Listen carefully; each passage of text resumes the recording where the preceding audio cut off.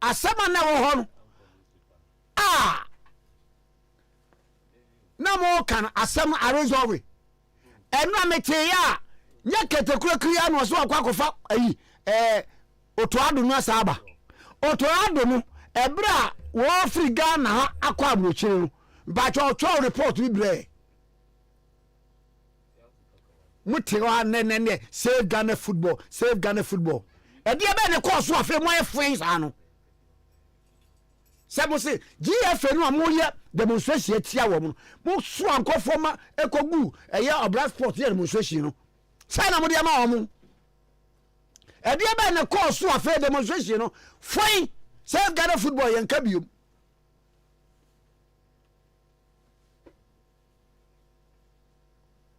ti mo sorry na mo tewa na ensentropho binum chese mo no maye mo se agenda setters ebedru baby mo kasa obi antie.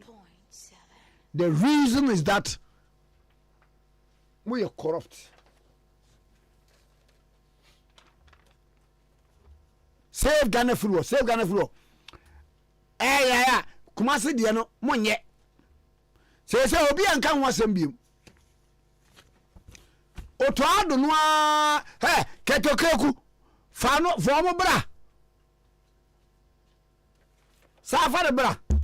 Ubre nie didim concentrate for no kwa no wo so wo mtimi fa ho didim.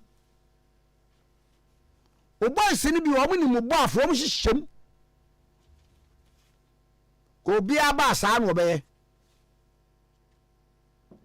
obi obedi du atem bia ketokeku fa no kokot. No me nipa boni for save Ghana football. Say na agenda mo no mu piepia nkrofo de akwagiska. Okay, 101.7 Suni. Ye go din komo. Na who story be wo the uncle. Yeah. Uncle there be abe who story be agenda nko. Uncle. Okay. Oh, da you know. Uni pepe bia obi ayi bibi. Na be no ba Ghana. Wani nemu ono no de eye so pa agenda bi ya no pusia oba Ghana hacha anko mpo mitimi hu boy bi na handle okay zam dam na onya mi po shake ye friend Alfred K Dogbe obi su shake ya oyem ko yin wo shake ya be yiwa be pie num exactly losing grip on Esikadu Kitan seat as Mason parliamentary candidate returns to constituency after primaries. Oyabasama. Kwame Nkrumah asama because Otkama Michi say nipa no last year so me yewe no this year on the way by you now Martin I think it's just after primaries and a normal politics in some Osisewa. Ntimun really I don't want people to purchase be able to akamo kakra na me as some crop doche. Mo mu there. Mama read no menkancho. The governing New Patriotic Party appears to be losing grip of the Esikadu Kitan constituency in the Western region to ex-act rival NDC following some disturbing developments unfolding in the constituency.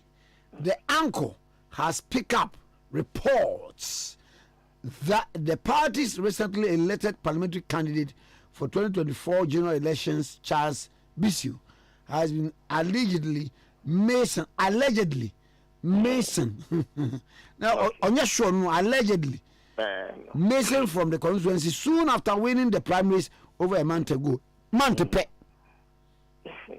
I'm church. Okay, Mankasan, Mitsuko Manamba. You, Ubiaba Michubu, Mobua. Papa, to the Mecan agenda. There 3 days in the main calls. And when a young call contest now, will you see Coca Punch or Nombo General in the one into Winnie Seaton? The rationale behind that I make us because party no. So what to about a party officer mobile? No what to about the able manamba. Them what to Dr. Baumian is obi o ha they nya ya bom because party na yi need in it. Awa if you the watching your there on your mini panty or there moko baby. Not there end of party. Not any pada in it. And also if you are a candidate, maybe the mobile be an be relevant to her. Because irrelevancy would be but every individual, okay, what's it? President for Kufon vote, you could not vote your Komowa. Obi SSS and there's no vote. One congressman took a vote, you vote at 9 point answer pin vote to your court. But when we arrogate certain powers to ourselves that, oh, that getting three more dominant, and no, you're telling the people that, but as I said, why do you move from? The party's rule is that you're to abandon in a year code, I'm more than I can assure everybody that if you want to walk and now, tunes, me did the Mr. Regional Secretary for 8 years, coming. No tune to Kanmokoba, so Okodo, and I'll give you examples of what has happened after I won. Ebia and you could one only view no subjective of your own corner, the way of politics in the day. But I'm a regional secretary, you win 8 seats to Muba. Odu baby, no, be say, a party officer, your mutton. No, be not the debut of a perimeter party of Urban and Tigonic. Namia then Murchan. Dabby, into mere days, 1 or 2 days, with the sheer party funa. And then the other days, no, then move around. Into, for example, your trouble we pay. Michelle Constituency Executive. Michelle Wina, okay. This is ABCD. Mankas to 1 week. Make 1 week. Okay? I mean, Minya Abani, you are major man, me, as and a campaign on you be not if your government is kind of either Mamma's resources, and I will be able to do it and I'll do it again. Because me, a regional secretary for 8 years, will be in Chicago, so be a major. But you know, now, be showing your number, office, I don't any program. That's how you do it. Even office and program because there are structures. My party, you match. And see, I know that you work with the structures of the party. Into women organizers and as a organizer, Bian Fanizumba, if Shani is album, name candidates in the account, nay, either one document, need to move together. Further to that, we share coordinators. Coordinators is about task one, the one year miniature manu, na Yonakasa, 1 year. More America, I mean, we are WhatsApp call, the coordinators, concerned executives. Now, why we can know documents and me numbers among the information. I went through them so that everyone is familiar with it. Meaning the politics and even away the mazo. They were watching my Pakuno to Kanaba. But whilst I was even away, we worked on that. We were more mine on an Akobanka Chao, you could share. Kwame weekend, yeah. My activities Friday, Mood was reconciliation committee, you can champagne for. Give you a test gun program. Saturday morning, opinion leaders to be shown. Saturday, and a Panama Cree 3. But you are, we have a Michelle youth team. Saturday, in Brew. Masan Moko, also only our ladies who are formerly known to ladies. We can share one so. We Sunday, Moko a 7. But that is, I can name them maybe some much more building Charles Baswa, partner, sister, no wedding, lady Christian Annan, on and on, Lydia Elembet. So I did all that. Movie and some Kishia, another Lisa Fuga Wakakomba. I finished around 10 p.m. at a certain portal. Sabi no bi o ha ono opekwana ono odin don them no in the campaign but most mo kwana ma fadom I don't just move, I move based on ejuma then you put data, you put it together and you move. Yes, what other candidates will move or move us ono kwanche there yet nature but as I so you kwana you ba for the that nti maso bia wona wo to abamam obi a wan to amam do biase wonya rehemu managing a region of 26 constituencies. So we know Nkrumah, I mean, Mom Kana, Wamutuma, but saying that doesn't mean that Obiano votes the Minya, but a Kwana Mafado, my then many Obiano votes no soon, may. And like I'm saying, the weekend, Obi of Yana may be opinion leaders, no matter show. Into Mapa, no matter catch on them, paying one Mukoyo, Daddy. When them to Porto, Messer Obiado Biana with paper not allegedly. Function.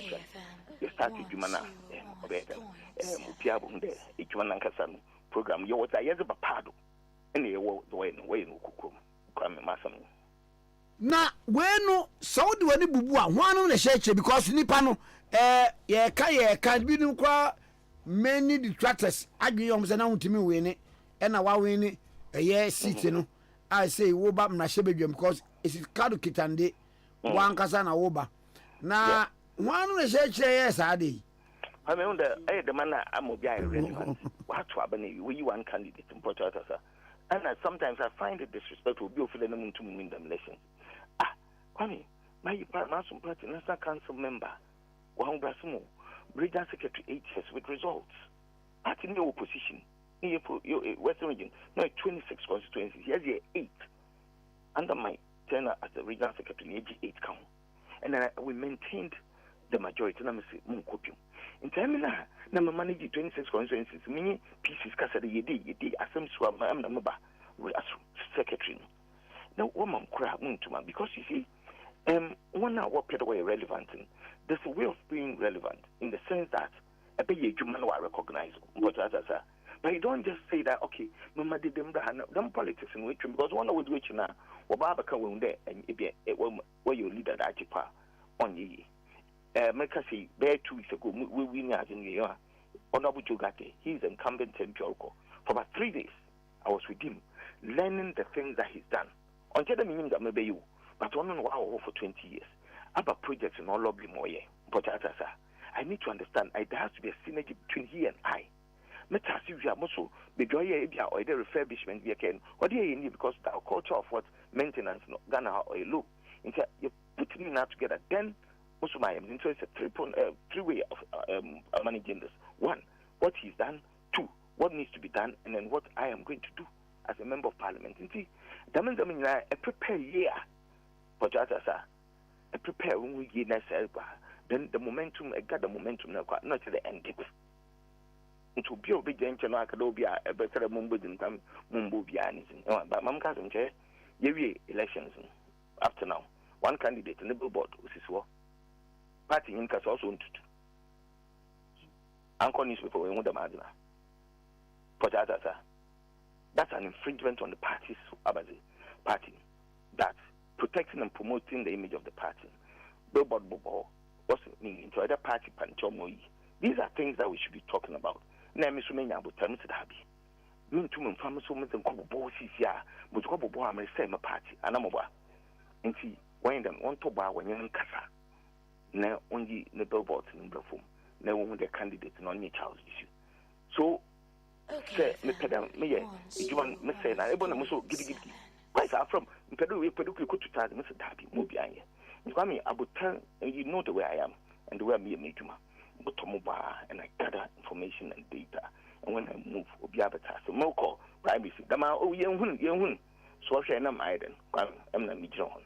It's important. Opiara always got or MPP, or a floating voter. And this is for you, Baba, to Abame. When you say, your cook, you start your communities, then you want to casa. I don't want to sound so boastful and too confident, but and then my complacent. But me is there, no banana bacasa, won't be garden or cock. Better no, Major Kwanai. I'm sure. Nyamishin Shrapa. MPP parliamentary candidate for Esikadu Kitan constituency. Eye Owa Charles Onia Wonto Bisu. Any no atwetwe enkomo no. Kwagu, where the answer na me hello. And if I come from Ghana International Labour Organization. There me vibe ya. Who hello me local organ.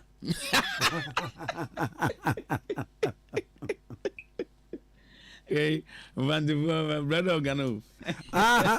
Na kwa kwei. We never met this name kobo organ. As well, bro. I know your sister saying no. Let me go na one say wa wini baby ya no. Methodist no e street no so. Abigail so call wini sec. Oh, okay. So I mean that. I call wini secondary. This is I been in that Tonchina mo area. And then echo welcome to an aquacho. Sir, some to move from me, and yes, I meant it. Mazuma. Abigail, a brow, I'm a school. Tuesday, be I said, near. We are Tuesday and couple. A young couple Tuesday. Okay. Eti, Oma, Williba and Pano, Ekofa Bacano, no mere Sissimbum, Tabum, or Machiko Hosaba 7 times. Of I knew God, Double Gango, Sissimbum, Tabum. How woman you gas? Now we go on. Now, minimum, take 7 times. As I has our own way. Now, Williba is a very nice city. Aye. We say apart from Krono, Uko to Krona, Krobia ni Nechi.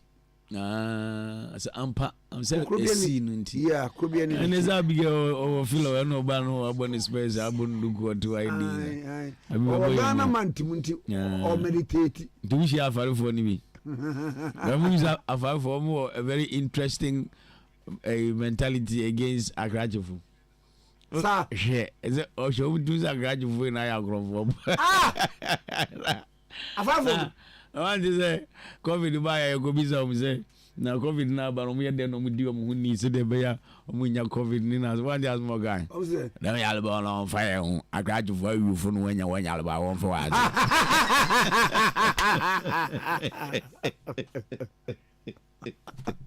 Wow. What was? And I didn't tell us Cobra. Elona Abano or okay, 101.7 Fini. Mom, and near my baby, and I'm with Busase. LGBTQ plus. Any madams were friend to say, why he be a minimum? None of our Jardani is the same. Pacho mo bi adin wa be ye me obi catch your pray now we say LGBTQ plus one more sorry setting time me and passing one more bia ai ye ni nipa ko tuma ye no ko tuma e ro na akotum mu amako gisika no mu de mu ani abere mu ye ne gidigidi no hwe woni nipa no ye nwoma shraj boss o de John Wita on obi be du betrum bia anyo no nko ma hu se nipa bebere asori gunning for non-custodial sentence. Mummy baby. Adano me kan wa ha se. Ghana forward de bi na saa de no. Nigeria for wotan wo ma wotan kwadua no yiwo na America. Enie se omo wo celebrity, star, idol, they protect them. Omo mre wo ma se ba ye de obi nyame nche wo bi akyede okay fam so de be di man so de be MP so de be sofo wo de be toyum wo de be act no na okwa bi what Facebook chese wo hia data 10 series pe ba yire ne ho se what be bring it that say nipa kro down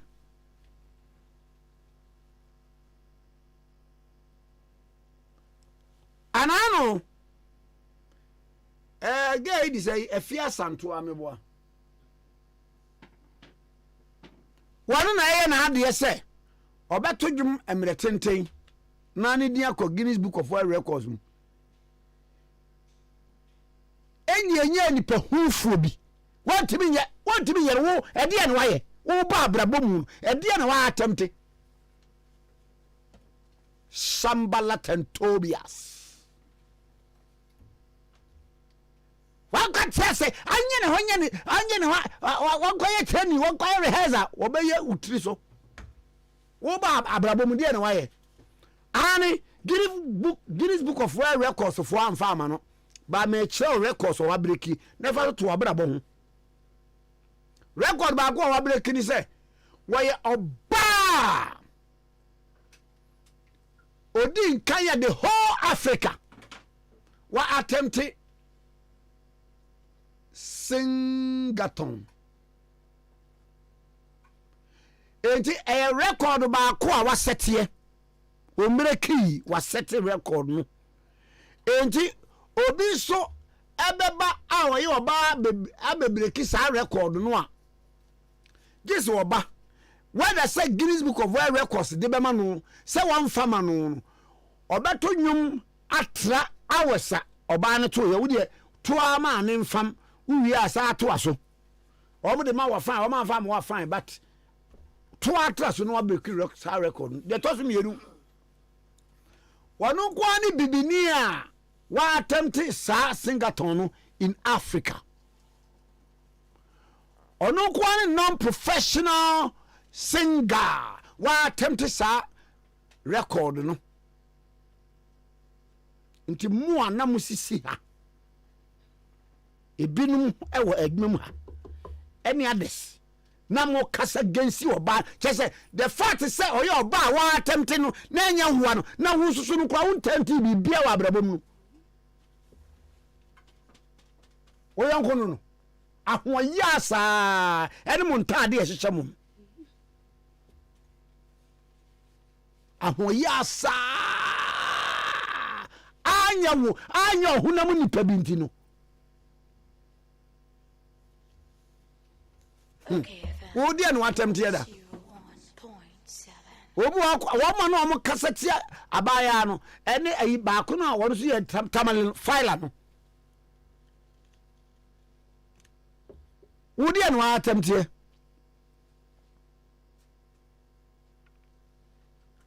Wodia wunimu an se atemdidi atom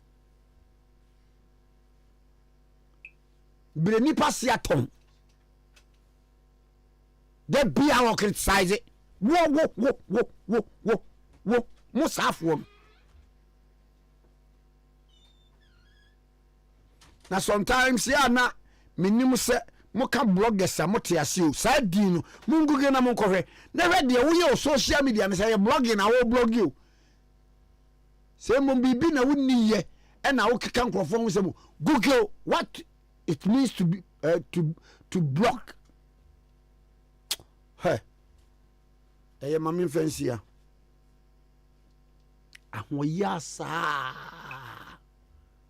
Ahoyasa. Eti woman no onu aduane no ayamfa ama no. Wo so tempt bi. Sa atemdidie no a udidi nkrofo no.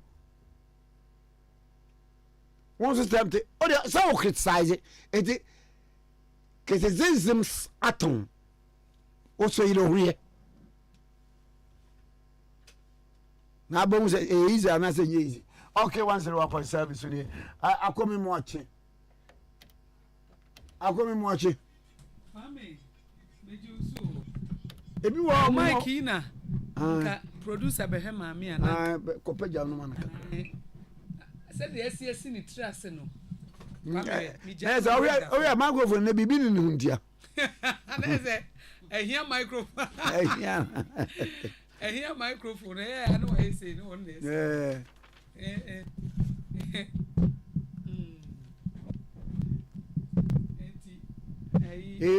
Edwuma we nyina no. Nka ye eyari o. Wo ba kes wo sete. No de ode wo yo. But you O say technician edwuma. Ana bi amboa. I say Isaac na edwuma no. Oye ni nyina bi. No Isaac osu efita. Tinema we nyina onim ye. Ago ye hwe de bokata ne yenkwa. Yo Kwame medase. Na Kwame asem bi wo Daily Graphic anim hafa Kwame se wo fa ofankonsa wo mkwan so. Na Deputy Minister of Works and Housing ayaboni din ya se nso boachi. Why minister? Kwame sorry o. Kwame o my say designate for roads and highways so say no mo dey buy. And onye deputy. Okay. And oye minister that into uncoverting. And one come vetting but any say we designate ni free o. And minim dey nti om tro no sa. We say minister designate say for. Say we minister. Okay. Near you, why you hand over kwa? Okay. It's any kwansi ye de hye ho still na. There be. Okay. Kwame wakosra ofanko ensawom kwan so. Engineer ne say omo project nka August no mbe wi o eso manson twi 100 lawsuit. Aye. Ena Kwame ye de atare wo mo so na Kwame 100 no. Ena me busa se ne yempe fast track high court bi na omo round ye ni di fast. Someone make ka kire contractors ni minister ni say. Mo obi amfi obi a. Munyu. Kwame. Ma me kire mu. Se obi ayi po kakraka nsuo ose me de nsuo afa me de mekane afa ha ma esei eti ube ubu de ma me kire mu e. Kwame kire mu. Me kire mu pa. Asem nyina nie. Asem no ene sei. Ene sei. Ene sei watade na efe. Eye white. Ekwan biara. Yenko. Eye highway. Okay. E free titi bremu. Ene ya yesa plan na to. Na ya na wo mo omuye kuro no a omu bemben kwa ne ho no. Aha de be de ne ye kwan afa. No wo mo ton wo obi. Okay. Kofuo ebere so no. Sa ofanko ekwan ye tua compensation ma nipa bebre. Eti wo ba kai me bia ye bi dan bia wuo no. Na akoa bia kwanyina wo se wa me anwini dan ni hu. Wo se o soro wuo. Excavator ni bana wo gane. Na ko na excavator ni be twa fa sa na tie. Enti hwe akosua. Se wo time mampani na dan kwa kufu ado. Dia for ofankon samam road no bonsam ema no. Kosua capital project bi en ho ano den ne bo den na eye huge sa. Kosua huge sa. Enti so what study a Kwame kwan so political parties so bi en kan ho asem bi. Kwame kwan so papa. Akosua hwe concrete works o my. Be 5 lanes. Me say akosua ebe ye be Portuguese interchange ni be 10. Ebe 10. Because overhead wo mo ye no eno so aye interchange wo supplement e kire wo no. Ye Portuguese interchange ni half. Kosua ni pa ko court mo de munyi so ma dwe awie mboa mo nto aso nya adwuma no mo ko na se court se ye ntua sika mamo a ne atua mamo ye ntua mamo so na mbo ni wo ko enti nipa bebre wurim kofo time no a ye treaty compensation ma binum ya ntre kwan mu no o munim se no ano no o ba ma ye nkrate no obi wo a ye tua mandadaada the tua ma o mo dadaada na wa fa akira tan mo obie so ni musuban ya wo dan fon ne si kwan ho no eti mi enya ade no contractor munye moduma kwa me bi so litigation no say na wo kan ya litigation no me ya mam contract me edwuma gu wo we ni a eni aban kwa kan aban tresika no sa sem go fe ayu anabu inisafu seni oba kiremu ye pa de amaye Ade Akye Abia ya tiase okay yangwai Honorable Dennis Miracle Abwaje communications director Emma His Excellency Dr. Mahmoud Baumia ne campaign na ye ne no entwetwe enkomo wasan former MC memo wachi Sibia Joseph na bakori divine selection. I don't like it. Where Mode statement be by on disability. Na eno na mu chire mu say. Oh, and bra, and your flag bearer, Dr. Mahmoud Baumia, a share, a former OT regional minister, and I would do Shabaku. So, organize campaign I did anyway, baby. Omwabwa, Indianum, Yamamenum, Yabusia Fua, Obo, Ewo, Achedia Sunko. Na, yes, you're quite a first one.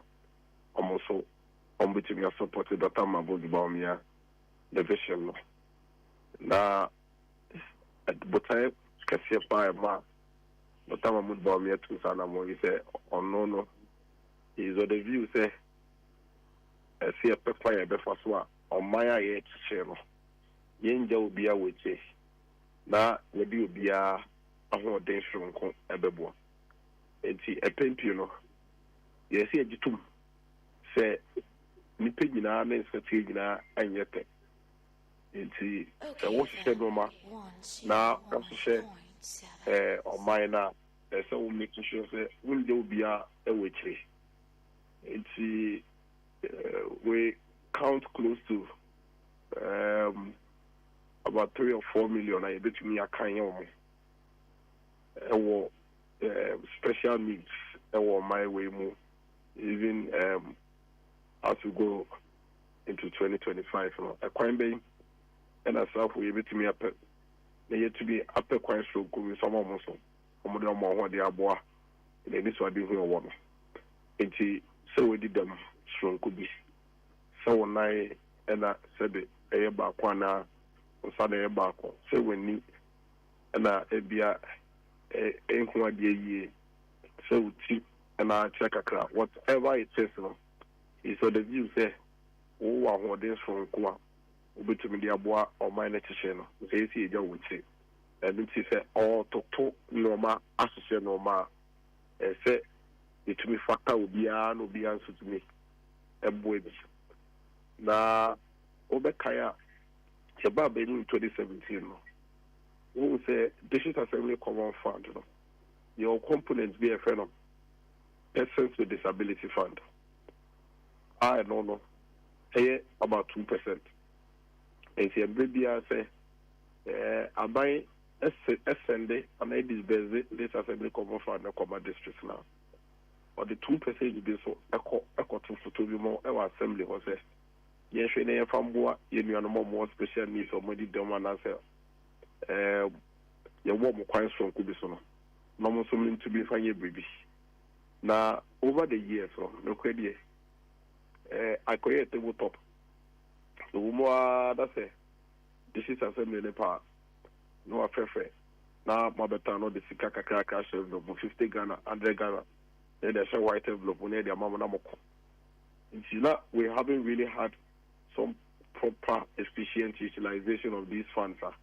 The objective was very good, which was to help our persons with disability and special needs and the vulnerable in society. Maybe not 2% of the crowd in this one.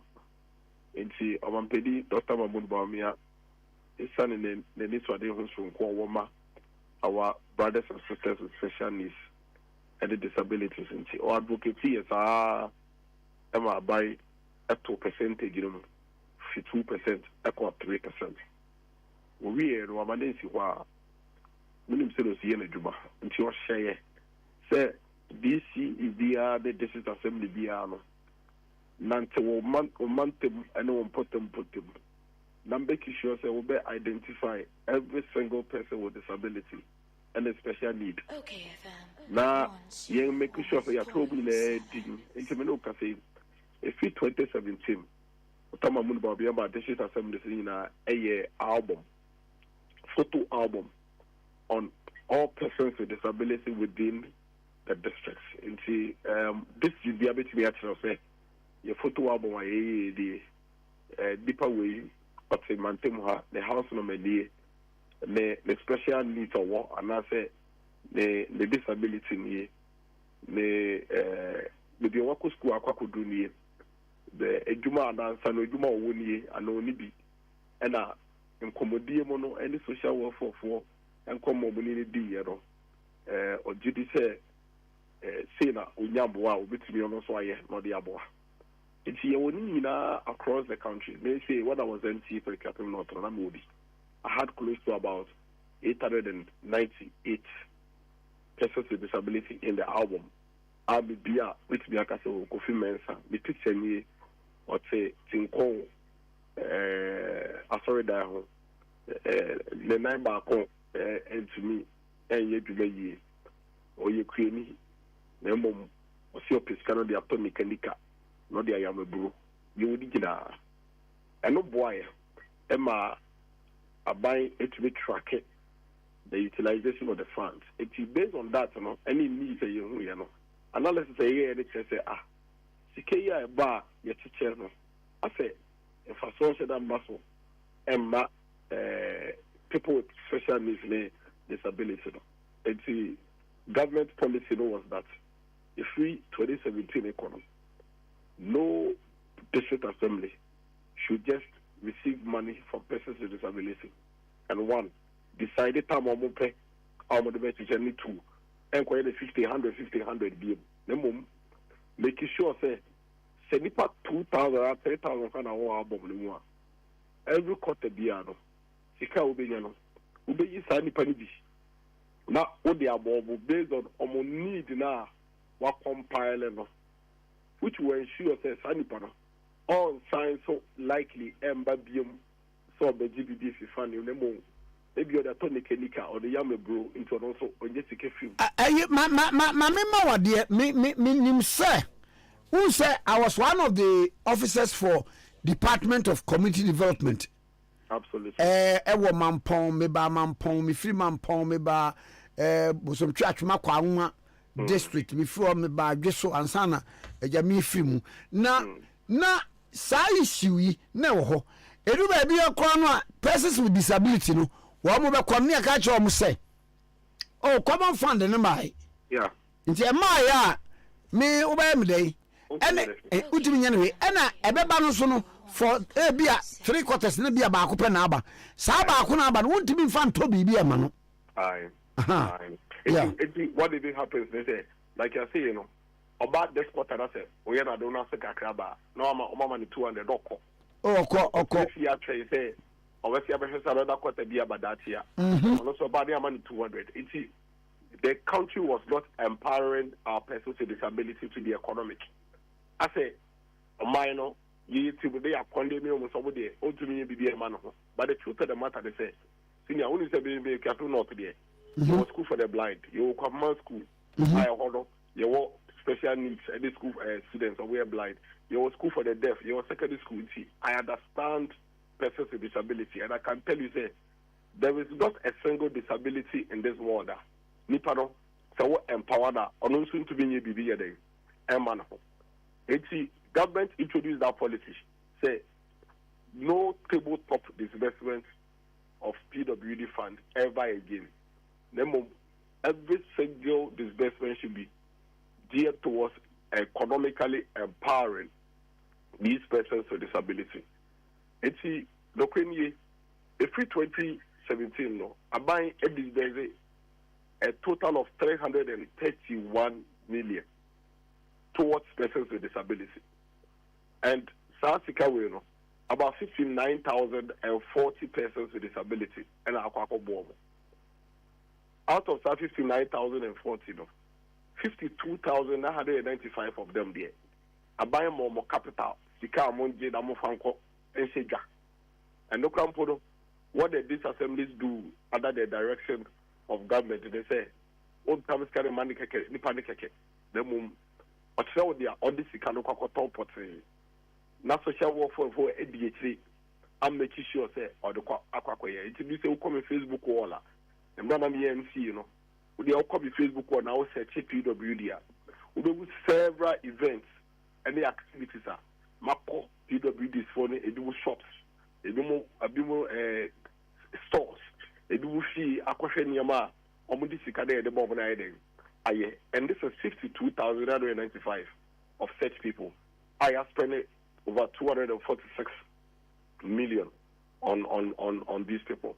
Another 6,045 persons with disability there. I buy a support with startup kits, any tools. We see at the pump until you have sewing machine, need table be, any ironing board be, you need to be at the apartment there. I buy the money. We be or a hairdresser until you have container kit way be, and then we have hair dryers, and then Rolex, and then Ahwaka there, not buy the amount of sink near there, nearby the amount of. Again, I can share pictures with you. I'll be able to say, container mono, yes, see container need now complete. I must such persons. You're setting it up. If you more or palm pabwa, will be a shoe, will be a sandals. And see, those people have also been provided with these toolkits. Dr. Mahmoud Bawumia is on the view, say, with all of these investments and the strategies Abaya put in place since 2017, it must be consolidated. As you see a bomb by near Semukina. Now, you to me, a become a nuti and then draw a former OT regional minister. Me did say, wow, we are where say, Honorable Joshua Makubu, very, very vibrant, active person. Formerly, no, your regional secretary for OT region. And later, other year, regional minister. Ono Akasa, a person with disability and special needs, which I'm sure you are very much aware of. And see, ono eno mampenia pound say onboa emfa Ghana henyina all our brothers and sisters and citizens with special needs, person with disability, and vulnerable nano. They rally omo behind Dr. Mahmoud Bawumia's vision going into 2025.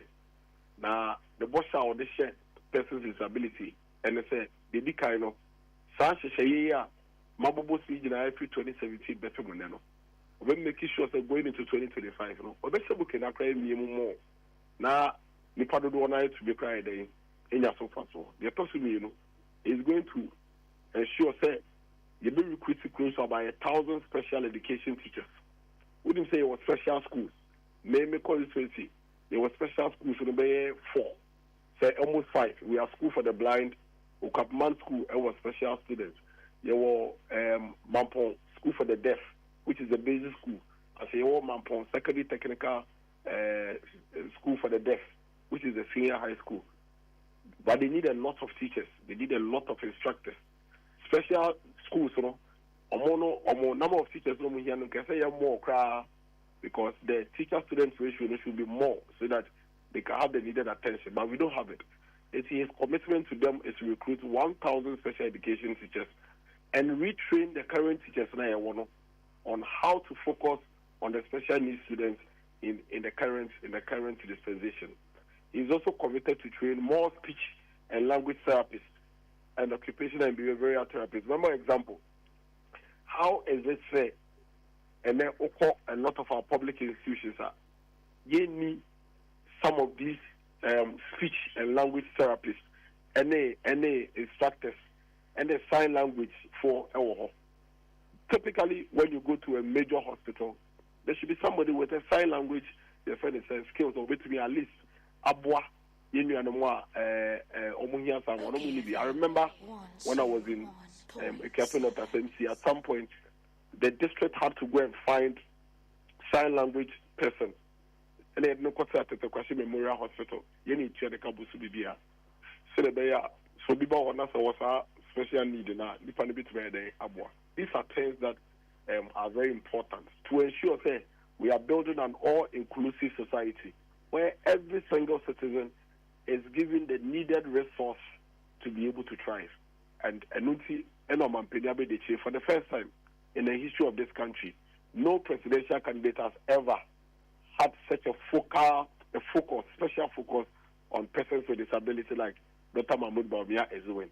If you look at it, say, persons with disability, persons with special needs, our vulnerable brothers and sisters, Honorable Joshua Makubu is your go-to person. He's your key person to go and talk to. He's the one that's going to be working with you to shape the policies and ideas that you believe would help to let you thrive going into 2025 and to work with him. I think it's something I say about Dr. Mahmoud Bawumia. And we're encouraging all other presidential candidates, all other flag bearers to pursue this, because we have millions millions of Ghanaians with special needs. If you just begin to on the PBI and to say policies and my young without recourse to the other millions of people who also need special attention because they are special. And that's what the vice president is doing. I see. Now, another development, and the Aba Chronicle. Baumia to choose female running mates or the Demian Sa Abba. Na edi ba ko a oboye me ankasa me maame ma akoshe frema ose pare chief of staff ena me maame otoso mienu na atoshi ba ko nkra de me nyambo mienu de senka de beto bi anka mpe but ka mode mama frema na de senka adwuma kwa kumajai I guess you. Mama me. Man when say you did man me. I get you. The man ko how can I obey the way chief of staff. Wow, I be chief of staff. Wow. But I think I mean we say some time ago you didn't come on this running mate issue. And I'm the guy say just as flag bearer elections, Oman don't person the president, no more call round, limping for didn't come on casa, lobby, sebetoma many adiano. I think that that's exactly what all the others also are doing. But unfortunately, when it comes to the running mate, I know you're in Tuaba, or I don't know, Yabato. You see, Yehusa publications, baby, and I had a hard drink. But yentumi control bibia nti na yebu eni egoso flag bearer Dr. Mahmoud Baumia enkoa na one mandate say obe selected nipa obe the running mate me gidi say dia ene na me nyina omu me obia betimi a very fine running mate to the flag bearer, but the decision and I said the mandate me no dia mandate near flag bearer Dr. Mahmoud Baumia dia ono na obe power dipano na o power dipani wia or the dipan dia akoma national council and national council for ebobo ho adwe ho de ho komo wia na fide or the dipan dia ide aba beto abonte enti bia mensa ne se momeyama no kwan na omtone boase na onfen bi sajubedwi sile se wa wakai se 2008 see how I say a bimu jare addressing about powder at the National Council said Nana Danko Kufodo Ebo Mudin as running mate. Almost the daily one Yakobo Dr. Mahmoud Baumia. A branch will be a crampo and red and put a politician you crown. At that time, not a Bank of Ghana or Bois or Montaigne Kufo. At a economy no. In a couple of days, near Buffalo Bay running mate out of the several people are no more doing no more bonte. If you crowd no more your t-shirts, no more posters, Canada, and no more banners. It's women up with me. Near my flag bearer time. We did the same with people in the next few weeks, in the next few weeks, or no about be announced. Now for the will be a Akumatani. Me and I, the Ahode Atanipa College. Oh, yeah. Say your bar, say your Bema, say your Tinting, say your Titia. In our flag team. Mr. Demi, Sammy, what our catching is say, Sammy for the other now can I make her? Get the other night drink. And now, I'm piercing. Aha, me to make an anti muscle. Oh, the other now I can't to muscle, I don't know me today. I may not say the flabber, any can't tell me. See, me was in the for now. Okay. Now, my member, and my survey, I buy here putting Dr. Mahmoud Baumia ahead of Yera Mahama in some constituencies, you know, Neto saying. Oh, again, you know our position on schools and service. The fact is that, you know, service be any poor, be a baby, be a funny serious. Obekaya, your presidential privacy, and almost every morning, I never say, the agriculture said, Dr. Mahmoud Gomia is a believer in science and data. And he reports, baby, I find the age.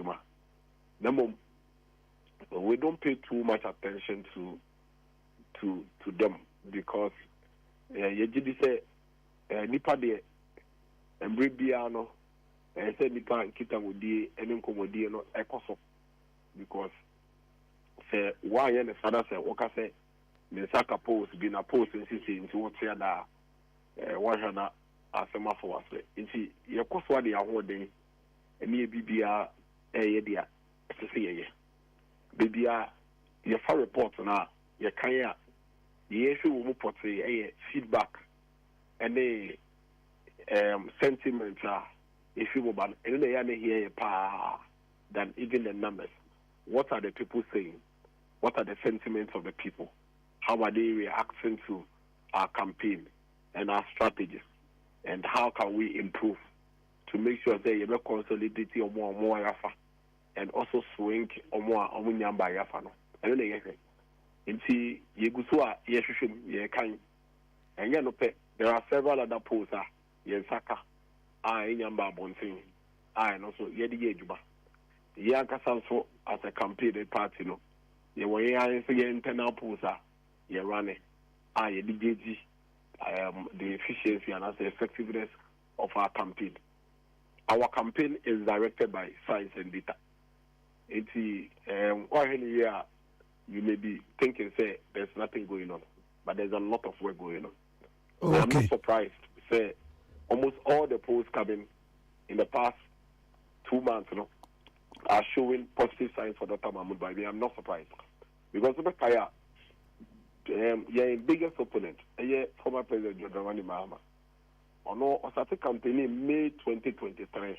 So Kaya, May 2023. Dr. Mahmoud Babi also, November 2024, barely 4 months ago. It's clearly, the whole year, now, His Excellency John Dramani Mahama and our Oba Pro air campaign. So you should understand, say, at that time, there will not be much clarity in terms of where Dr. Mahmoud Bawumia is, because even at that time, now Onyambe a candidate, but the name of a flag bearer, on its stakeholders aiding Komo, or call UPSA, while outlining some of the highlights of the policy, while setting the campaign team across the country. Gradually, things are coming together nicely. You need your parliamentary primaries, you need candidates across the country. You need a parliamentary candidate aiding Komo on the various strategies to adopt. And see, a lot of things are going on, and that is why you are beginning to see them reflect in the polls. Dr. Mahmoud Bawumia attractiveness and an attraction to swings and now to undecided voters and now to neutrals, And you knew, because consistently though, we have always said, his breed of politician is different from the typical Ghanaian politician. He is not the thoroughbred politician that we are used to.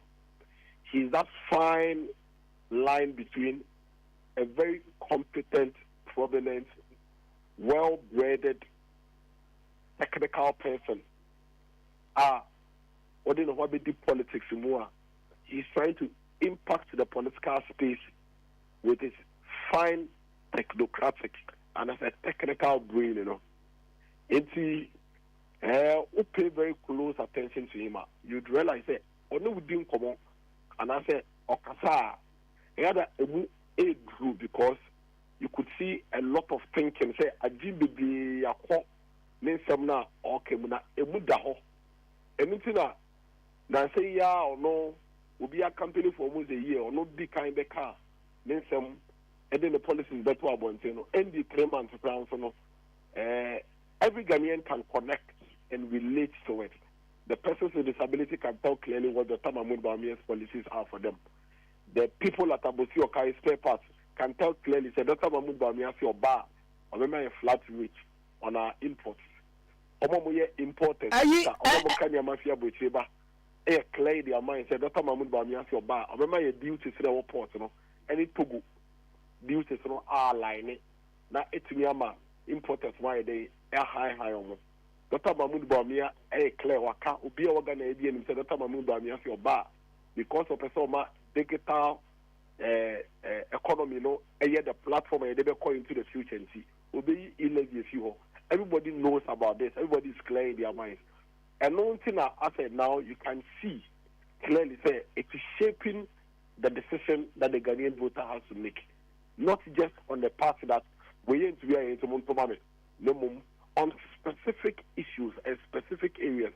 The people believe say we can connect with this man, and we believe in him. And also as a person, in this country, everybody knows, hey, when you run a direct comparative analysis between Dr. Mahmoud Bawumia and John Dramani Mahama, Ushano, by far, his integrity is high, way higher than Mr. John Dramani Mahama. His competence level is not in doubt. He is the most competent vice president, most vibrant vice president we have had in the Fourth Republic. And nobody contends that in terms of the credibility, the integrity, the competence, and then the dedication, and then the commitment to the Ghana cause, nobody doubts that. And all the total former President John Dramani Mahama, Obiaji to say Ochano by far. And that is why the polls are coming out the way they are coming out. And I can tell you without any shred of doubt, say, in the coming days, in the coming weeks, in the coming months, when Dr. Mahmoud Bawumia, a basic film, non Ghana for Din Komo, at such a Ghana for the dream he has for the country Ghana post 2024 and the vision he has for us now. He is going to sweep these elections. We are going to win majority in parliament, and we are going to win the 2024 elections by far, way ahead with John Dramani Mahama. Simply on two grounds.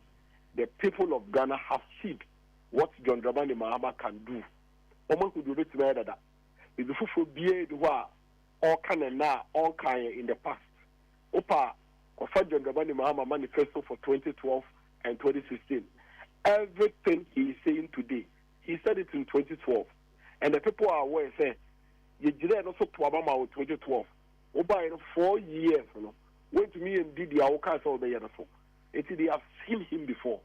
He is corrupt.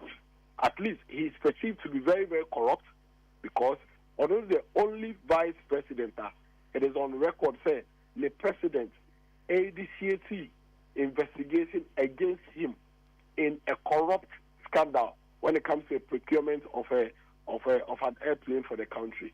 He is the only person, the special prosecutor, not on any party, a generative report that says, whilst he was president, he was engaged in corrupt practices. Airbus scandal, Airbus or London, you body as government official one. Oh, there have been a sitting president, so mother serpent of corruption. Very well. You see, we agree. We're on the same page. He's captured in a report. Say, okay, he was part of an Airbus scandal as a sitting president. He is also the only president in this country. Yeah, initiating investigation. I established and date. But contractor, every man is bribe, every man a car say on based on that, my contract and no contract, which is the fourth matter. And the level of credibility is in doubt. His level of integrity is in doubt. When he was asked a simple, straightforward question, whether he is corrupt or not, he could not answer on BBC. He asked whether the question is being asked, or not as president, and answer or not as a person. What it means is that as president, he may be corrupt, but as a person, he may not be corrupt. Or as a person, he may be corrupt, but as president, he may not be corrupt. I don't think that's the kind of leader the people of Ghana are looking for. And that's why that choice between him and Dr. Mahmoud Bawumia is clear. Bawumia has never, ever in his life been dated with any matter of corruption. In fact, on few occasions, a few people have attempted, you have the clergy, you have the Islamic clerics, you have the civil society organizations, you have youth groups, you have labor unions, everybody coming and say, when it comes to corruption, after about we are there, the new Ghana we want to build, the future of the country that we want to build, requires a leader with a very strong credibility, a very high integrity, one that is empathetic to the people, one that we can trust and believe. A leader will be a candidate in our boom. That's the kind of person that we are looking for, and that is why you are seeing it reflecting in the polls. Expect more of that in the coming months. Madam was here to pay. Madam was here to pay. That's senior Michelle Ura Dennis Miracle Abuaje, Communications Director Emma His Excellency Alhaji Dr. Mahmoud Bawumia the campaign and you know I train in common ago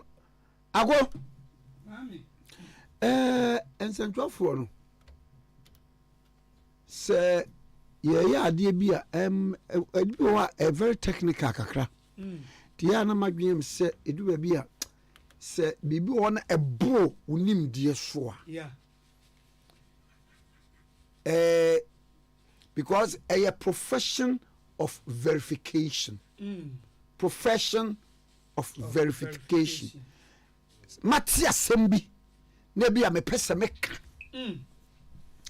esa me gba akire kotie obi na aka akire me anti ebetimi abase enye no kure na se enye no kure nti me verify me pentema kan no eno no na me dia yeden na yakase ma breaking news na yeden that sensationalism no eyeden afa mi breaking wi na confusion ayebasa na chese mena da bia am de meten sem be breaking mena ma ben we gwa de o me mena meten fast mena meten fast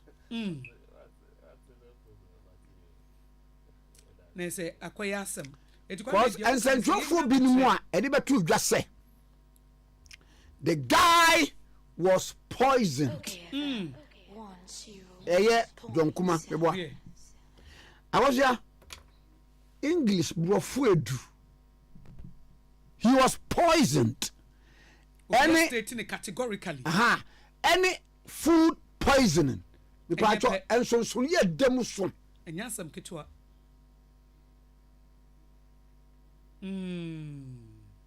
Kwame say na yire nso abekasa debi odi me pacho meba na yire kwa de so kwasua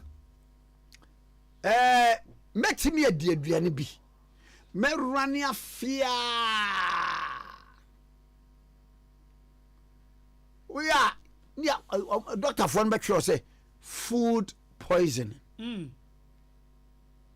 adai bia tomatoes na paste no mre yema me no I spy na ma aduane ne yes spy we are contaminated thank you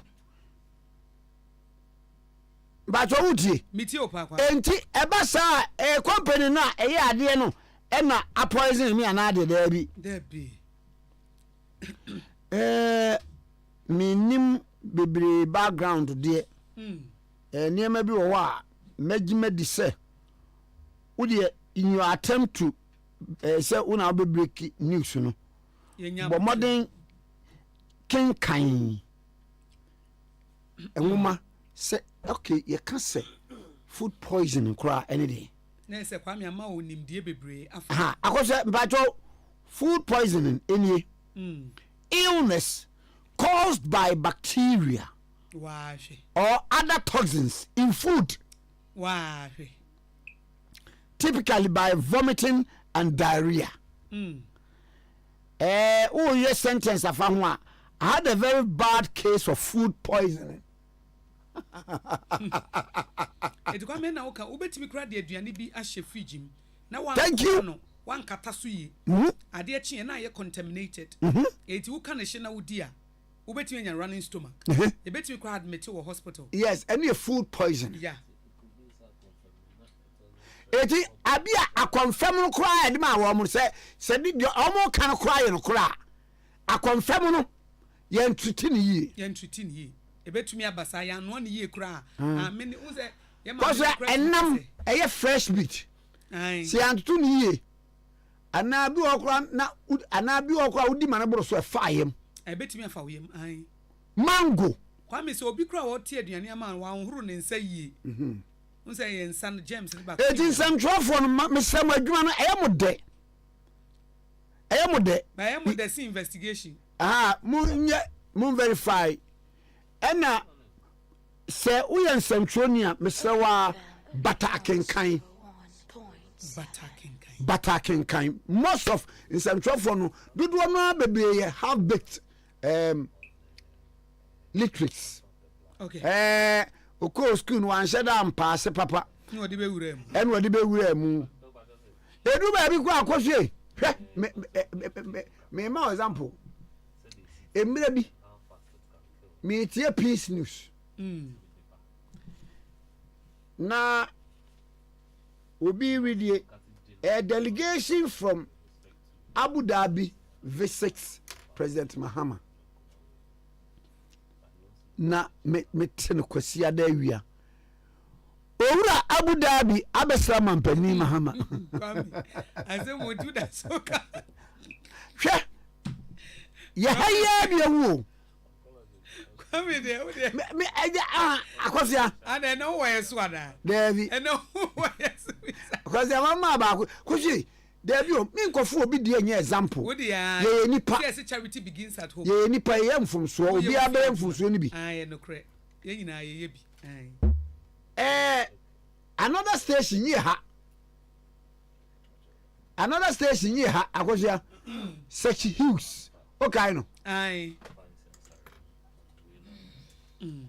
ono so modi ni ye was it owura such Hughes Kwame unim enra wo ye birthday bi mama me mo akwa bana mama mfa belated happy birthday ma Davina Efia akosia ye meto ebunye ni ye aye yi twene bo akodi akosia asa ye me ni ye yenye ni ye o ye kwaba ayo kene ye kobre aka me di twom tew ene ne ye kobra akwa ba ni sembi wa edika mate mi wofa Dr. Insiasare kani CEO Emma Komfoanochi Teaching Hospital na was sign President's Advisor on Health na yene no entwetwe enkomo okay 101.7 suni wofa me moache ya jana ti say bokwa wofa mi kwa na me yem hye mi se uze ba meji mbu nya ade nza kwa me say wo fa waje mbu say yi me you din kura free ye wofa pacho me ba na watwera hye me ba me de pen be ba wofa wo ba fa pen ba no ye de me hu ye na muso ma so hu te say wofa ya hu ye matepa na ofa maba nchen ya president na ni so de hunu obesi hospitals mako wo ha eni du baako akwara bi kan 121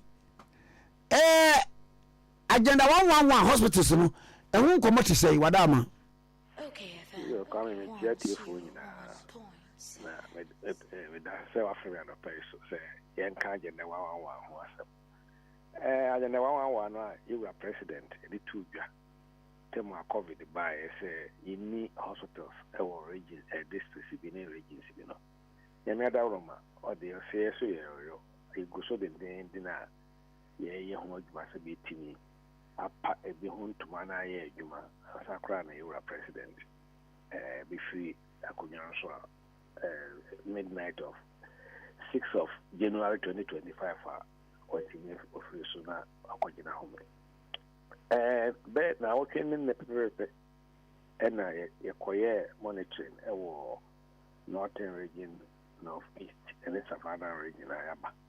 You see, regions are carrying young call upper west, upper east, and so part of Bono East. The ending area, and they say, now all the 16 regions. Also, I know one you are president, and issue idea. We are as a post-COVID initiative. Me we say you do we as a member have a biada. It's a near one hospital, near 2 hospitals, 5 hospitals, across the country. Me ekasa se sia no. Maybe a yenyan sase the agenda 111 BB Kosovo. Out of the 101 district hospitals, imu be any 2 psychiatric hospitals, imu be do you make us see a year. I would different stages of completion. It be great 82-85%. And I mean, Chad, may assure say, if we do swimming anymore, and I say, can contact the Korea. Now, contact for what you won't say for home. Yeah, Catasa say, if you did a go, I hospital equipment in the kitchen and BB equipment in Gaso.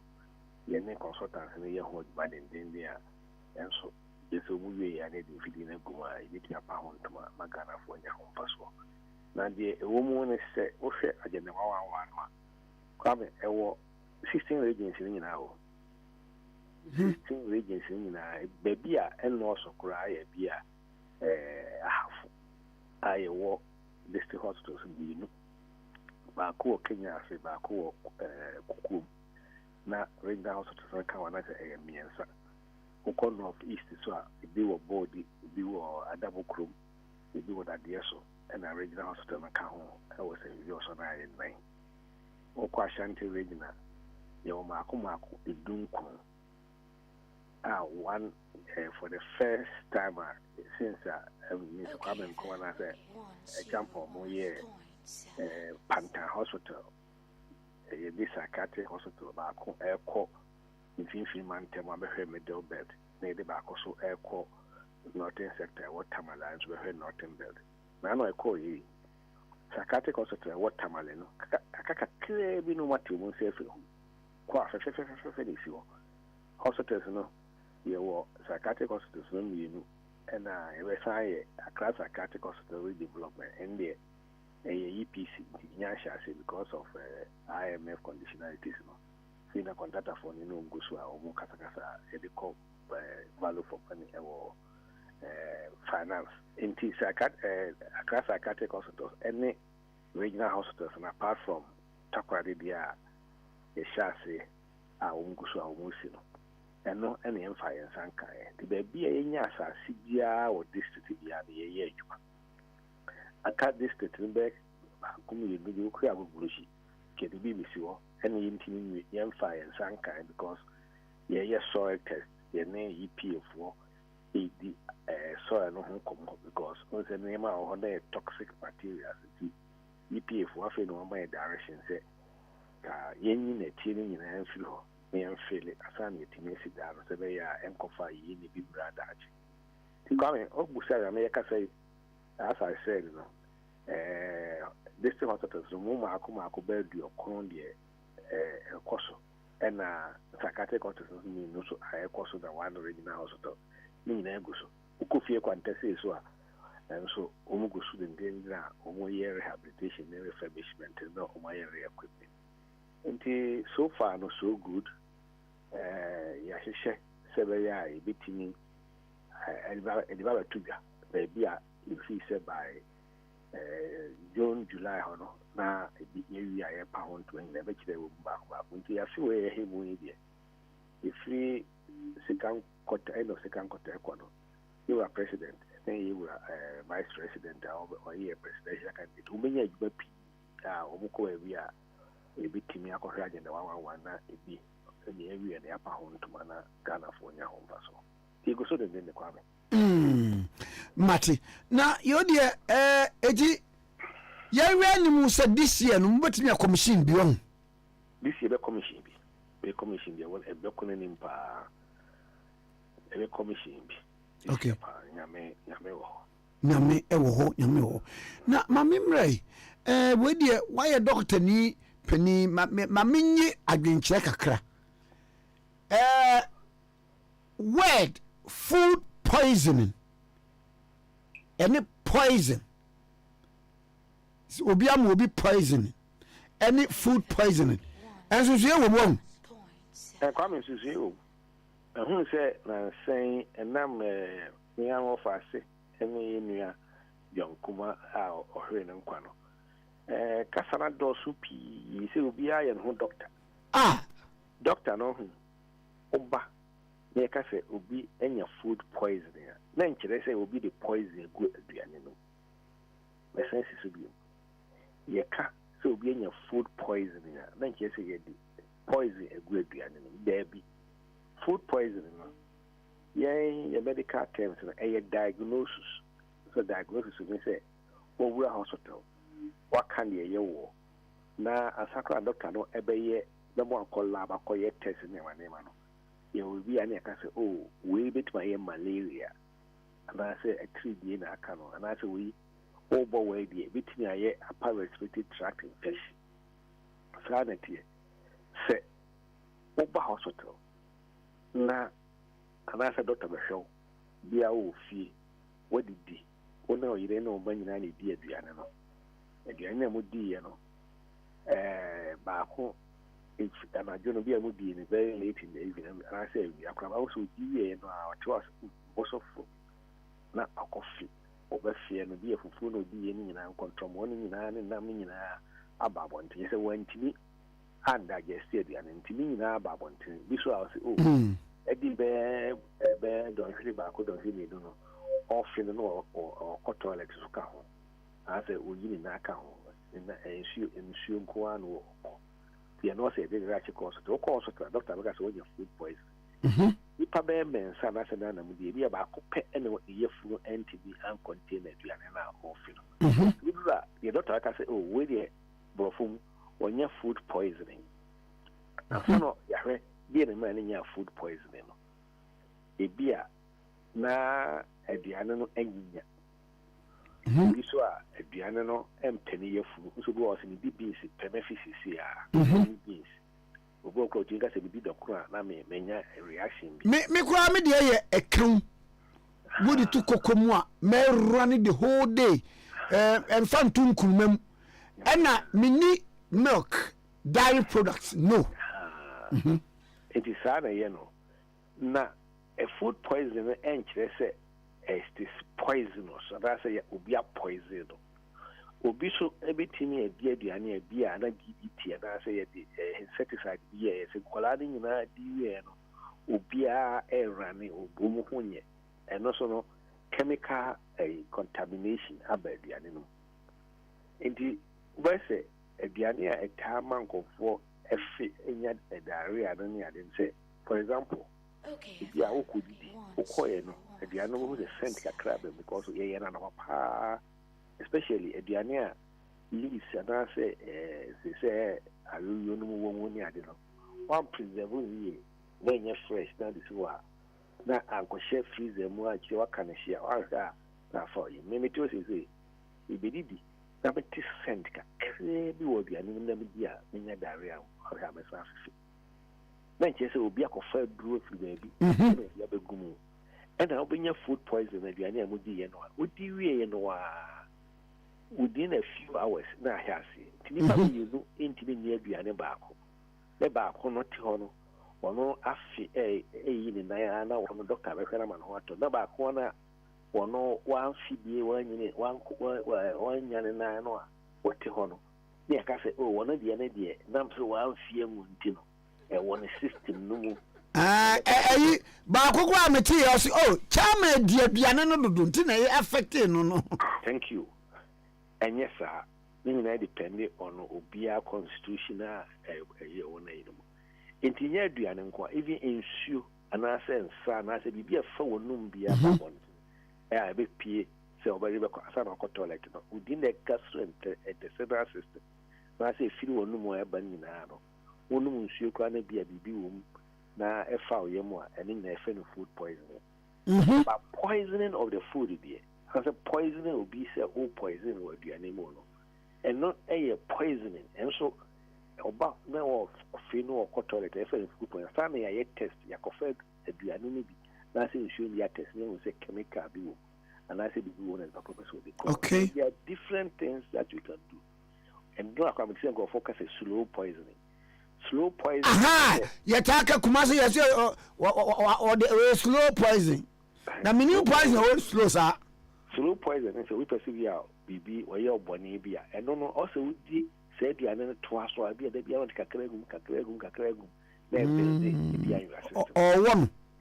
one and yes a be a diana munga what to what DNS with you do to one of Finny the we and a way the engine yemu any free say no yes free November Fina and Yanua oh my Yamin Chad and on one who can eka tamo ya and shasi August and so can diagnosis kakraka yeah doctor na kind na obi a onim ono yeni kuru one na ko ba bia ko treatment ni ade enti ade si Augusta poison e kan ye se aduane omdi no November enti kwabe ene no e wo ka chepi ese ka slow poison kwa ese se November no mu ho no ana October no no di pa kono to aso de man kakra ka won kakra ka nyenye se ye de man no na take effect na oh na kwame ade a wo hia se yare in August na aduane a ye ka se ye poison in November August November how many months 3 months kwame ai aduane which is the family bia ti obi a wo kasa asem so obi kan bia as you see no the hokan abeka say oh what say yare a omo hu ye kura no doctor no ye diagnosis on head treatment as August me the program about tell ka say we dey mentimi ankan yi say na me di doctor so doctor me di and me ti very simple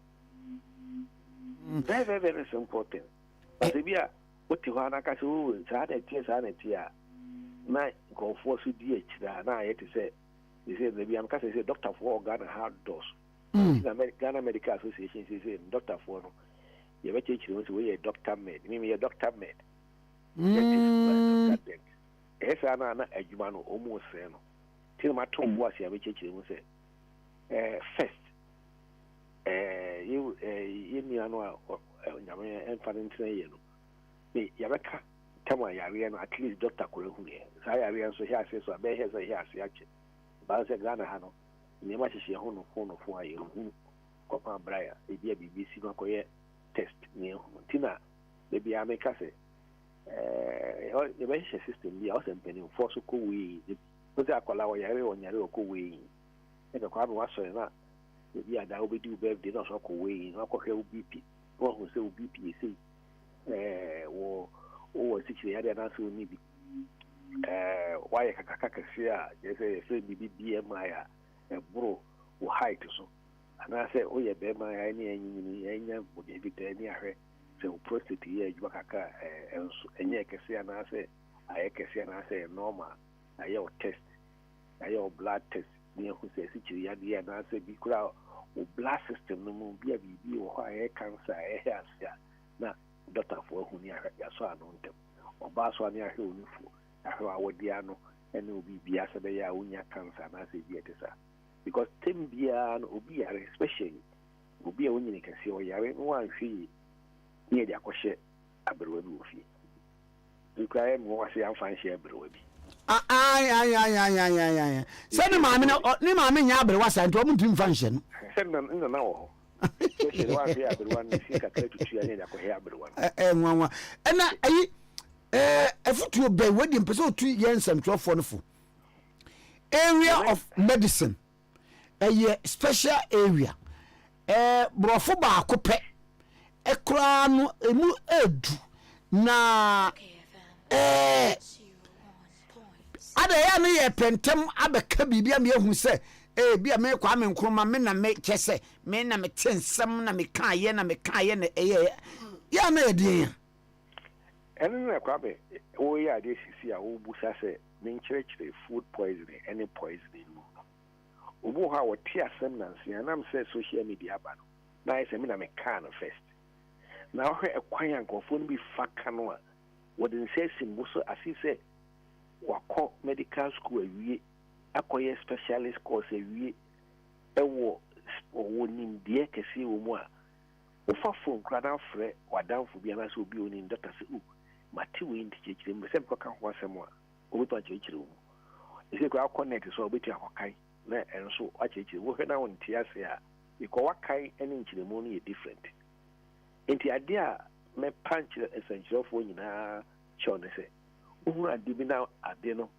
enye ade a wo hu nimde a epawcho busa asara ya koto bedwuma mo bia hu ena the way akofo no be city kano no me na me say the American ye no kure obi pa obe challenge me ai ese obi be challenge you a afi won tim abontin bio no abobɔ nipa bi so di aka ho wo asmasi wo didi ahwe ho ye yes ama say one hwi because say wo ma be na etam asemi si ye ya wada no na me wo nwo frame me na me didi ti o te say me num tv we say e keke o say na wo didi down say hwe ho nso you oh oba tai ai se wo ko bi fie kura no mo nsu ya na so mo bia na ayi anye ho sa de bia wo bompa yegu bibia e de mouse na no ma bibi wo mu kura nyame be yi ato atwene me policy no and secondly he say me ya hwe ya ye di hu be share politicians and I say and even politicians who were drum kura na wa hwe our deputy kura about them na wusuru or the we be good because normally our fridges is one shoe any drinks we be kura tea ma ye ni ade enti e pam for cho yi e hu no film kofo the nipa to so mienu a wo so hard bin ye any a professor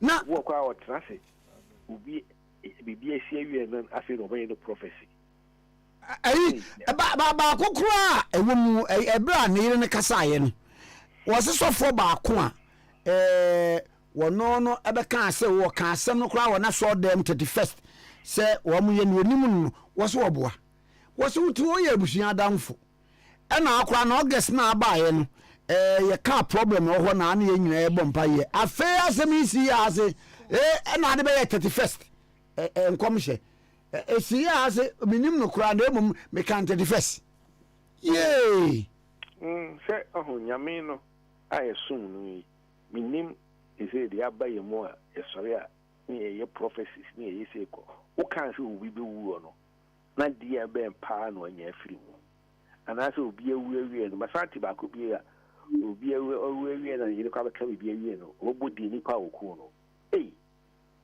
enti obi wu a ni pa de ko no na obi adi na wu chese nyame a o de ma nyame be fa ye kwa ni nyame na adi owu ti anya very careful say the free speech in the manema no yes but sometimes you are near the court chirudo ko can be what especially see the pakoy wa down for it is training is also TV so kuma say no kika o ye madam for no one be kire me say wo ko Germany ni fi ni yemba the madam for ka sem kire o wo he no kwa e be TV so ni radio so there be nti eno so say National Media Commission so any training and my incentive come for an incentive for because we are madam for na me no din komo wo kokoa mu a na se bi nya me be fa akono ya me mi ma no nka nkire obi ada e bi am ye doctor because ye obi no car say we are unless the person gives you the permission to come out and tell and diagnose won't even kan nkire obi a it's against our medical ethics. Okay. There should be some ethical issue ewo modwana moyeno. Na we should crack the whip at times. Na nkofo ye fa set example. And now saying na ochi munema ayakeka na yi na America be fi say the hokan na yene na kasa ye no bibia na di ne enkoso. Na ye hwe ye ebisi. Me yene ne mano ne bushafo na yemmobo at the time womu issue at the time a young 45-year-old man on woma maku insia o yere o mame o nyanom nananom nyina ho afi na nsema kese ne ebeka na yenya say obi wu a na afi yekeka ejirasem. I know why it happens here in this part of our culture. We say hayenkia de ye de nchiri obi. But ushia obi be abrofonia ya ushia wa be a Kwame no cancer ma she treatment class ba ni se me hu ye no o kire onti da sa hu na no ho atono oh cancer am ye treatment and what to to be I saw ton yari and onya ho no dro bagana de yisuru ye ton yari go to ka I will be at na oti radio say Kwame kura wa yari na nipa da one ne ti dem ho no e na atu na du odi aduane odi bi egu na aduane modi na no kwe ba ko bi na se ubon se eyensa ofanom ya odu hospital anu wuye no enu ye type of poison be no enu bia enu de bia ofa bia powder bi ni ya na man bi no de bia odi aku nsem wan enu na ni bakro no enu wi ya no du office ana bia aku wo fini ya no ya yekofa ensa na ibenya ibia ya ko test afie na afie no to de akollab de akọ test o wie kura autopsy composite say in postmortem na doctor for no ehwe ne fa ne samples e woni yemu ani bibia akọ test ne tinya ka say sharp food poison na say sana e poison no we and a man no ehwe na nkwa enti ano kra say no un kan straight away so obi na poison ko pa bra e ka say sharp food poison the cause AAC ibo kwa onnom nsa no ano onnom ne bia na sa me no tonyum ana se no kasa ne bia ko the lungs no na akonya problems no ntimi home no wuye etim basa etim se ba bia ye home fa no anyway bia edidi fa no e pa bibi ene kata so okay enti wo didi ti en o se pen focus wo didi aye ntonyum yen kasa didi aye kasa because wo kasa no wo bo wa na fi bia ko she o track ya do na ko lungs no here na ko block na bibia ko owo ben yen the causes of sudden death obi betima ya obi ewu at once bia no wudi dia na se wonu nsa na se wonu even issue cry tinku mebo ai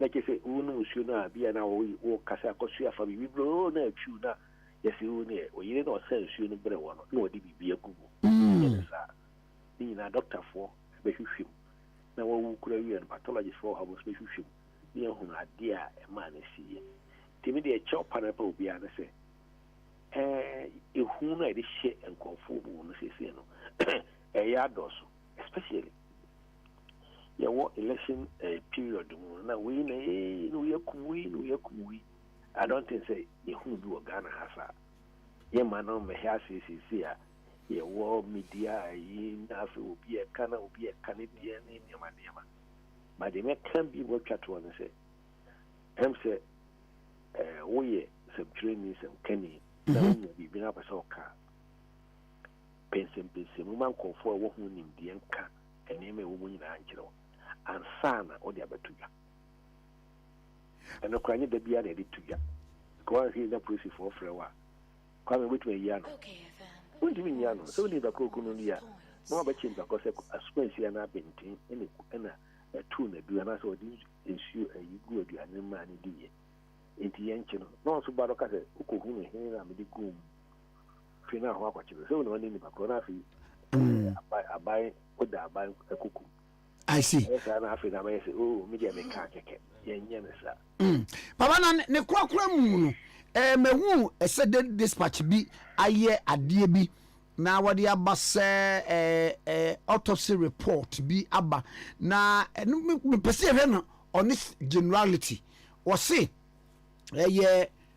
multiple myeloma which is a type of blood cancer eno no area o se nipa dua no ye wo enema pia kama ye nipa ti se muja ene nema nyina no eno so ewo ti multiple myeloma no wo se o hwe muja no a ye wo muja no mu pi ye wo red blood cells ye wo white blood cells no ne ana eko se wunya fresh bi e kuma wo nema inti multiple myeloma no one of the cancers affect blood cells, especially white blood cells. Into do why the one, do also would develop during the time where you're penning anyone. Area, Upasel Huna, Bessel Boa, Russia, who no phone of phone, nothing, or blood test, and I will say, blood cells. you know, the range, especially white blood cells. One fee now, Namoa, Okokrana, those say, oh, I was what ticket now, name baby. What if he had our name? And Yadia Obo football, and I say, be a wood jump one, and I say, hopefully it will be a big child, and I say, be a woman, say, be a pathological fracture. The affected, or bones in I a member that is a baby, a cancer can be nailed. Into a Kosovo, and I say, that is affected or system in Nana, and so on. There were a lot of cancers of other cells. There will be a further leukemia, chronic leukemia, acute leukemia. Acute myeloid leukemia. And I have blood disease. Okay. Consultant hematologist for the Behama or Okolaba or what transient. Near to offer treatment. I mean, child, they say, Nema Kosora, a bit near chemo, chemotherapy, radiation, nothing dry. It means your bone marrow replacement in the transplant. I mean, now, obitting who in Devon also are non tema or who Timmy Tow. I see. Look, you better ask upon me. They say, you be a bum, so me did me. Sir, Missy can show, said you. Maybe I'm not your mammy. Your phone, Dog, maybe I would run. Yeah, would be a career and what I said, be a me. Ah, you, Matty. Remember, then one who see a good sort of flash. Matty. Dog, of a medicine, I no pay. Kwame Nkrumah Tikese, dem de say o de aja o ya no afre no busabusa ayu konya baby a o baby ada bi mkonya sem baby a mempedidi medase over obia so ejo so Dr. Insia Asare, a former Director General, Ghana Health Service, a presidential advisor on health. Now, we a former CEO, Konfo Anoche Teaching Hospital, and I, actually, and Komono. Now, Min Kwan Godin Komunum, latest form for your partner for life, Min Kanchra say. Mattress a papa dear a latest form yen ye ton king size queen size double 1.5 ye toni nyina be pebi neto the mattress a che a papa odaswa eba afi ya introduce a V-shaped sofa a konya ye design to say valentine ebre no ena ye sawo L shape de na ni nyina no ebo no da form papa e full na papa Pebi never sue them or porch mu a year hall.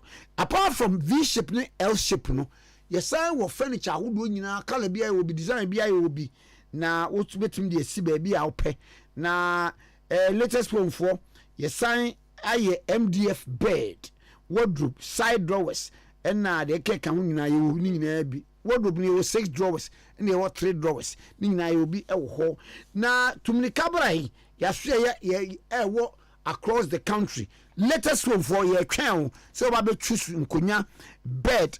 I would do any the can one would do one kasa pay your pillows. Any other products be anyway here to suit our own conditions here. Latest one, your partner for life. Prophet Nigel Gazy, leader, founder, Prophetic Hill Chapel. Na yeneno entry and come up. Oh, you mean for me watching? Prophet, good morning. Pastor, good morning. Oh. Now, I'm to say, Prophet. Now, me home in Mobona, Pastor's way. Miss Moboko, pa. And I know you know to drink como. Emma, what shray said ye, and your money in a CTMA, and it's what you buy an uncle. Honorable John Kumakra Bonamanie, now Wunya Quine and Kobo Amanie, and now went near Richino. But, you know, Abba Bontain to discount and Komaya no to yes, say. 1, we are my family friend. 2, August mu Okran, a when you some say problem when and no wa, wo no more bon and pay. I feel one movie Saturday first. Would you beg now so them sham come idea wouldn't say a problem or what other enti one nim de ekunu and your food poisoning bia name say ni and we be check him what is happening here on your media for it is saying Pastor, good morning to you and good morning to mpanyinfoɔ good morning to me papa Father Dexter ɛne sɔfo panyin osu bɛmpa ne asɔfo nyinaa ne before mpanyinfoɔ ɔman no mu nti normally I mean nkasa bi na mɛka bi anoma sɛbi but okay frɛ me ame ntumi nkasa me nkasa yɛda ase nti mepakyɛ maame no ɛka no ɔboa ɛnyɛ nokora biara ɛnim na ɔwɔ mmerɛ anka mɛtumi akyerɛ mu kakra mpakyɛ kyerɛ mu kakra all right 2015 ɛna Awurade faa me ɛkɔyɛ program ɔboa ase nti na ɛdan mu nyinaa yɛ ma pap nti medane m'akyi na mehu sɛ lady bi sɛ lady egyina with puppet ne nkyɛn but na ɛdan mu akonnwa ni hɔ obi nti wɔanya akonnwa koraa nti nti mehwɛ ne pɛ na me sɛ sunsun mehu sɛ obi yɛ blind ɛwɔ ne ho ɛna ɔgye so sɛ ne papa ɛna me sɛ ahwane lawyer ɔbɛn no ɛna ɔse ne kunu ɛyɛ ɔboase program akɔyɛ no maame ne baabi me patron baby that is 2015 the year 2015 right nti no me patron me hyɛ nkɔm na me sɛ mehu sɛ ne kunu bɛɛ kɛsɛ bla bla bla ɛna like always a d for me gyaa no nti na me yɛ ahyɛ LB Jowlu ɛwɔ hotel nti me hɔnom saa na ɔne ne kunu no ɛbaeɛ nti ɔbaeɛ no one of the days me yɛ ahyɛ sɛ nyame bie m'ani sɛ Nanado bɛyɛ president na mehu sɛ ɔbɛkɔ ɔgye so ɔbɛkɔ as MP first one obelu second one obewin and also no na bibia yɛ definite yeah very definite and accurate okay nti me can't and I'm going to say I'm also Nanado and this the next day no unless that's 2016 no and this be ulusu na Nanado beba na me also mbeye no pen obey minister and them one no I don't remember the exact figure me can say nyame ho me kai me me say also see the one of the ladies there is it that all man 500 or say 1,000 into media my shaman come with nyame support I would say 500 and 1,000 me patron either 500 cities or 1,000 and at the late honorable minister no at the chair lady no man sorry but me also bread it's a home next say me say on man practical no fan cotton on starting 2 or something into paying sabre na onye sa no na nyame enye den me hu say NDC be lose the general election na do e be president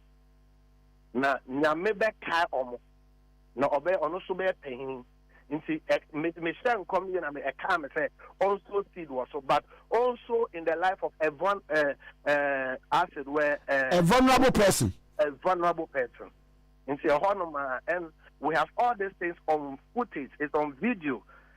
And see, almost me boa, me media for no, at the face. And now can I'm the two, but me sure Papa no a good man, so there's no need to do that. And see, Black Kwame, and media, me share me come here, my story. I feel the wa, honorable don't come about story. And I'm a captain and say, Nyame, catch them and say, Nanado Beba, NDC echo. And see, one of the days, and now Obeka Chem said, Nary in the crown so estimate and come say a fair one or so best of winter membuano. I don't want me to press up a brain, and I'm here standing with stuff for back on. Myself will make a see whom your friend Pastor Grocery. Say, Ombua, my meno. Until Lily, you'll be at me the all you goodness so honorable John Kuma, me the all you goodness, the Boabo on Pompire, sir. So, me the Maple preach it then, Peace FM, any multimedia, and I'm saying. On your program, na member anointing to na 3 days, but maybe 2 days a man. Na member page assured by the grace of God upon my life. Into yeah. And I'm saying, Umbra Peace FM, MB preach it to say, na me preaching. But that's not top of paying a doubtful preaching. I mean, I may buy 30 days. And I'm saying, only Sika, obey about Peace FM, but only what FM for relationship. Into Obeko what was them. And I'm talking about me banning buano. So sometimes Obeko program, I know a friend. Na my so be program na okon obi beba say nyame amama say be a friend adwoa or say bo so pa no akoka no a friend to papa ne hokan no sa pepe me sem say the radio say na me ana edu ba bia utimi nya ni suade hunu no aka kire ma me ne se onkoka me pa sha no say na say anya onu ani suade hunu no that is yeah used for and sometimes nyame ma you ahead of time ni na aka di fun juma no okay and also or a vessel of God. Okay. You know, long story short, until me koya sorry man. Na ne hono kra na ho that. Na mo ye block factory ono mo. nti me anointed emomo ya sorry nti within 8 or 9 months ena nanado ewini eba power nti one of the service I think 6 months or 7 months into his governance me ya sorry son na me homo ye kesem na me hu say John Mahama as a so baby nti me kai no that's 2016 the first term of Nana Adono. They disconnected since 2016 till this time. The last time we heard of software Lily Kuma, the God of Isaac, Abraham, and Jacob is my witness. Bible I'm not so much in the age of 14, 18 dance here. For the past 26 years, it's my witness. The last time we heard Lily in September last year, I was moving pick. Now I could renew my UK visa. Yeah. Inti Nanado by ebe president. And then you say, me van say, we are disconnected, no, as in wanini kununo. It take how many years a month? About me Martin into una more money master 2016 to now. So I think it's about 9 years or something. Yeah. 8 years. 8 years. But 8 years. Mm-hmm. Okay, me who on last year August no. Ebra according to Sofu Lilian no. One connected. Any August na facho Oshia mo British we moving pick September last year. Okay. And I come not mistaken so I come about. From 2016 to that time no. Me who on about me neither me who ne yen when me no among kata da. And I was not on their payroll. I've never been on their 2015 crown no more money tika. I'm sorry, I'm sorry. Pick up they have to push the crowns and pick up now started. They did not they say I was on their payroll. It's never true, that's never been true. I mean by 2016 no. Now honorable eba only apostle union. Omba pick up no pick up no cry and said but pick up no cry you push but so a businessman that dawo and a minister what tracks what nyame hu and a medium one. Okay. Honorable John Kuma is a good man and it's unfortunate we all love him but I'm just telling my truth and there's that. Okay. So you too why pick up me hu any other card you. Okay. Into September, April last year, and the Radeba me hon me who said there's an attack on Papa no. Into me smile me back and said, first nanka, me ya sorry America. Me do me ya asona me home me ya kese pa America. But Ghana for say you who won come say you who obi come say yen kone ho. Into me patron me suma me bano kese no. Spasago say. Edi Baba. Me papa. Everybody and na uhunu sa uwon komshi. But around April last year.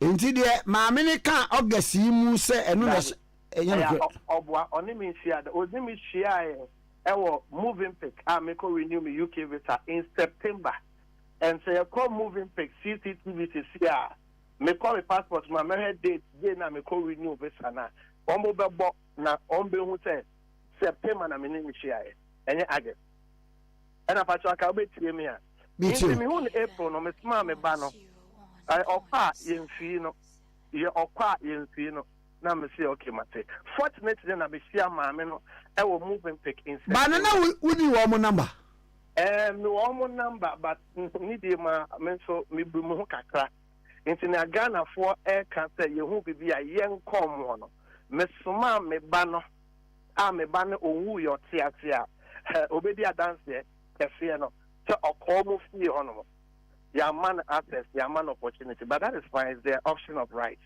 in September me ko renew me visa no and I mean who lady kokko bi so jina manim and I me ko no na me hu sa Lily am too so for ba Lily me hu bi into a mama nka we o hu me tell say man of God and I'm say Lily and obi afra me papa afra me man of God and I mean who say wa funny phone or like na eno difference e wo mu say papa ni man of God no and so obi or the oil ego so obi a okotomo bomb pie ma wa now friend papa 2015 there and so who the friend a man of God man of God is a bit distant. Okay. When you talk about somebody papa that means that it's close a bit A Bible more say Abba. Very well. And see, I told her in the face, hey, madam, and now for me, man of God. And I realized she gave a rude attitude. It was off on the phone, like, you are not wanted. Okay, and I'm going to say, me who be a paukono. And my minute di in chain, now I walk as a bar, on to me, Casa me prophet night to my cancer. And me catching it, all my space, not many they couldn't cast an answer, ni couldn't frame it. And also, ni couldn't call or call baby, but obey any obey. Asa. Into one of the days, November 1, I'm a son, and who I'm catching me back and saying, Uncle, no Uncle can't also do get on a baby buy. Papa can say be buy or say, your honorable number, young friend. Me banner saw a friend, or they gave him busy number. Oh, my, you know. Into me, no prophet baby or what, they are recorded to me phone, so, and I'm sure to me phone, so 31st, and I rather farmer, so I can't. But again, me can't say. Let's believe without not that. Let's let's give them the benefit of the doubt. New canning in a cry. Say a man of God of Mr. Ashton come 31st. I want to catch them here. And if the one back out and be exposing me then there and they're not only for papa. That means only any papa. And meaning how I am in this country. Member can be publicly and you didn't catch me. And not any mean person, the person, the capacity of you, the woman, the person, the capacity of a deputy minister of a ruling party. I cannot come and tell you people to come and tell the nation what you have told me. What about the more releasing statements? Now, I say,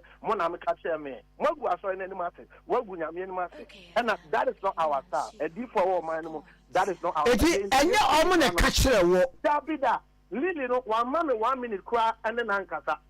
Na ewade eyi ekire wo no na ye aniswade hunu bayi na ye yare anade bayi ana poison na anade bayi. Oh, that Kwame, me like I'm speaking because of OKFM. Well, and a papa no a good man in the person me kasa be going. Mse we dey ka wo ka esan ho. Oh daddy, I don't defend myself. Nyame na so mama, nti nyame and they defend me. I'm just telling what it is. Now don't and unknown that men can not yet careful about certain people who were very something. But the worst has happened. The baby, I will not come back to life again. But what I want to also say, my minister, me didn't jam me. What's your tape now? My batcher, or you mean my family or UK. Remember, me or Babako, I have only one ballot cut out. Or UK. Or who was here, Freddie, Papa, will become. And for farm, shovel also. But my phone count on your 5. Me pass so much. We brought Kwame near it's here, near my American. Politicians need because I think that from the way she's carrying herself, I think that she won the husband's seat. Until let's use proper night on money be hono. Papa, what is a serious allegation? No, that is what I'm saying. And you're rather than a catch me. But the way she's conducting it, because you broken tradition and culture. So 1 week you cry and do it. Now, I mean, we're not ready to a kasa be brain. I mean, we don't do that. And almost say, may be a soft be if somebody answers to the. But be a moment some can be to know. And I'm man about said, let the truth be told. Okay, computer man mean you are paying computer man can say ODD na temade na oyi na no ye. Wage all course is ya dana mean you are paying John Wu ye e kofo bebre boy say o ade na oyi na because it's Prophet Nigel. On into that.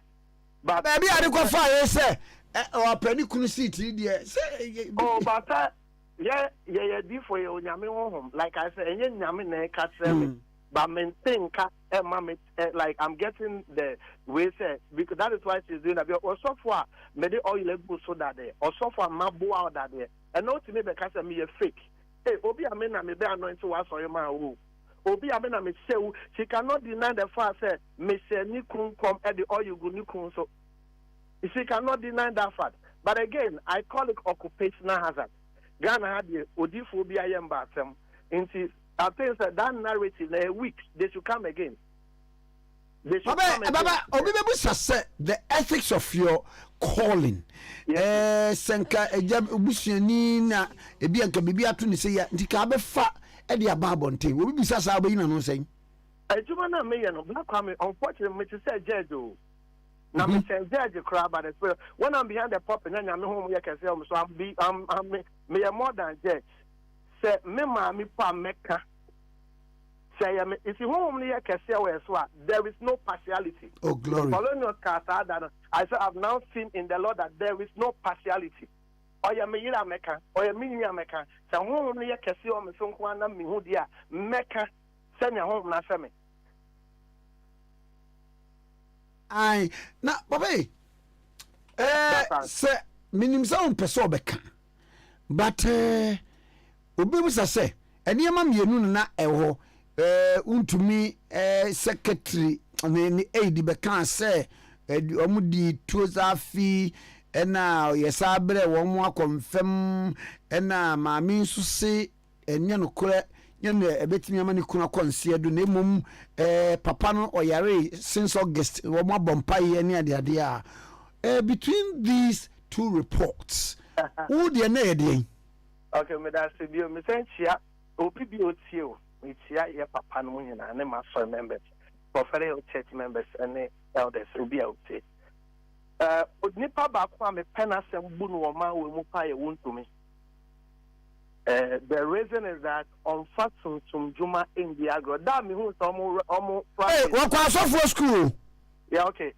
That me who say, or say a boss so during almost election, and I make car TV na me and the papa way and no medinity. Now, maybe I may bomb pie and I may eat them, a idea, and so the cannon, your man, the cannon, the kuno, and yet the almost cannot. But again, me ba Josie. Adia eni so de kana no ena odia kana no ena ekunu aye nyame yi kire me no sa na me hu ye don't forget the prophecy no eno ye aduane na eye de ban Black Kwame mama nkasa prekope na me njane just me pesa me jane di fo nkasa be brain mate hankwan o ka ni kwa wi ayewie eno ye de no de kana no ensa aduane ebe yedi for your kasa kwa ne kasa nyansem respectfully. Okay. Ne me hu ye no. Over here and come so me found me say they will crush him. They will crush him. They will crush him. And he would have been the next to the president in some years to come and eventually become a president of Ghana. Wow, nyame ichira was anatie. Very well too. Into what I would have told him was that any ban now already more altered because Nami Mami was all Jubilee House. And I won't come anymore. I spoke figuratively, but I won't come anymore. Into no and then you kano and yet what they are saying medically that may bomb pie, and then Yamihu and radical terminal. But again, and it should be a lesson to all of us said.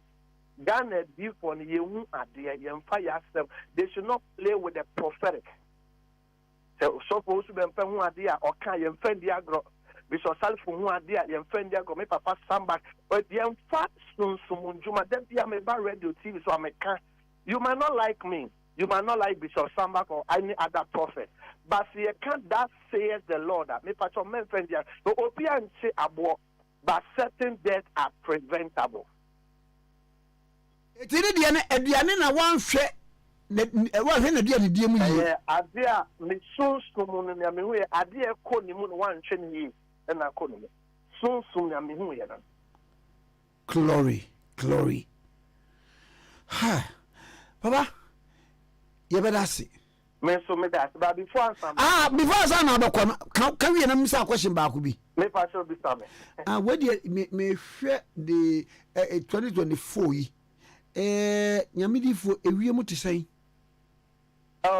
bia e de be ho Black Kwame wo de obedi nkunim ni ade Black Kwame nyame say me nkasa after June okay into my church or normal be brego nyame ma yankana Jesus amba but nyame can say there's already a lot of sacrifice in the Jubilee House and the people around the Vice President Baumia. Everybody must put his personal life and protection in his hand. You're spiritual, There's going to be, they want a blood, prophetically, spiritual, they want a blood to drop in a Asante region. Hey.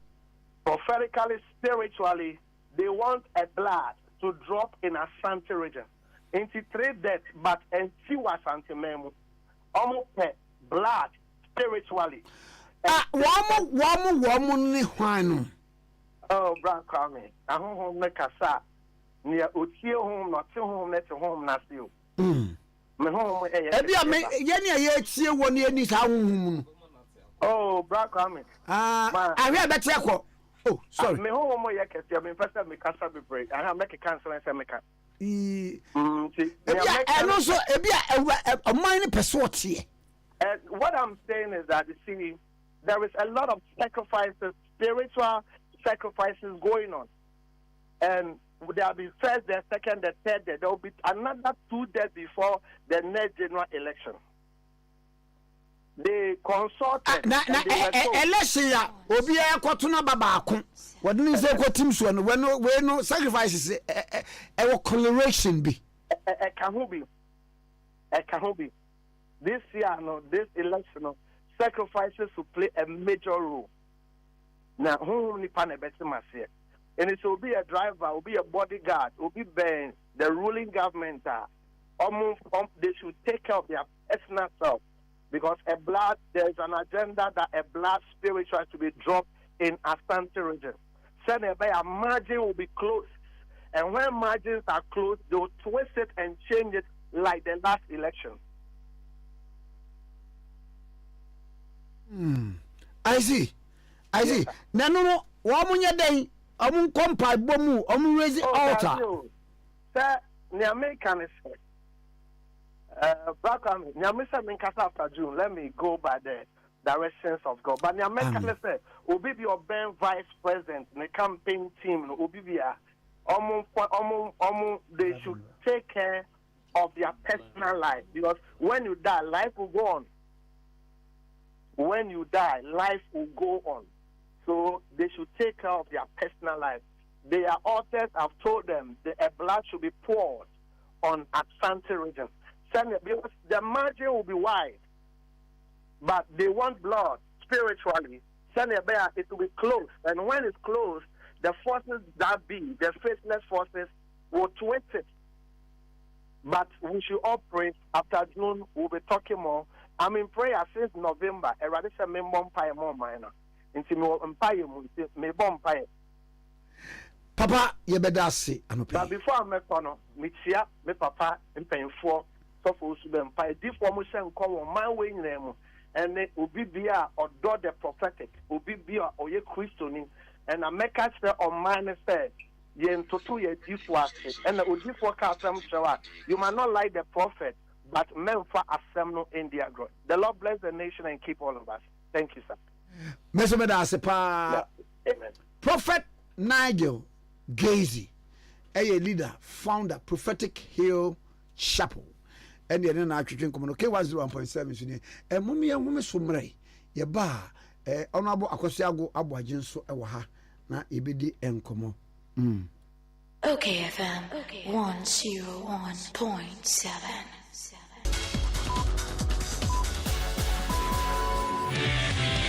Vodafone Ghana, Essa Ako Telecelu. Efiora, me mwachio Efiora. Yes on. Machio Efiora.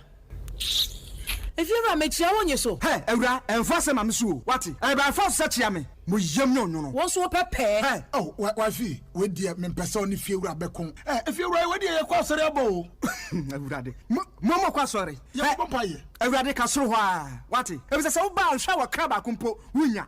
Onipa da sane timi koto this way chocolate drink no ne yire ne mma edi nsu ehia twabia nom anopa no wi a wasade bia hye fridge mu wo mako school pon a wasan ba be yia nom enu mpore se ne nka ene twaso mu pa ene rekore ne fie wura beti ha anopa dio awia dio enumre dia mo no makodew mo mame na mu wi a ma soro akotra so ndem se ye kosum ya Bese na dia ya late nso me yanki kabinche Efiora ye wi ya kwasere body fata ke Efiora wuti fia say light we no water bi oba wuntua bi wo bo asa sika na ne fa koto this way chocolate drink na ba nom hwe me catch no pray fa say this way chocolate drink no metumi ato bi pa na so na me de so mo ahwe wate e de me hia ne nsuosie na nsuosie so me ntoi se me bufu a metumi ato bag mu a wate ye fiewura we nko ade ma abunfu e ko to nwe e fiewura fi de ya bre ma abunfu bi munyam sumponie munyam sumponie na mo ba ye trimodefo FGA agi ejwedie nkrato yi atom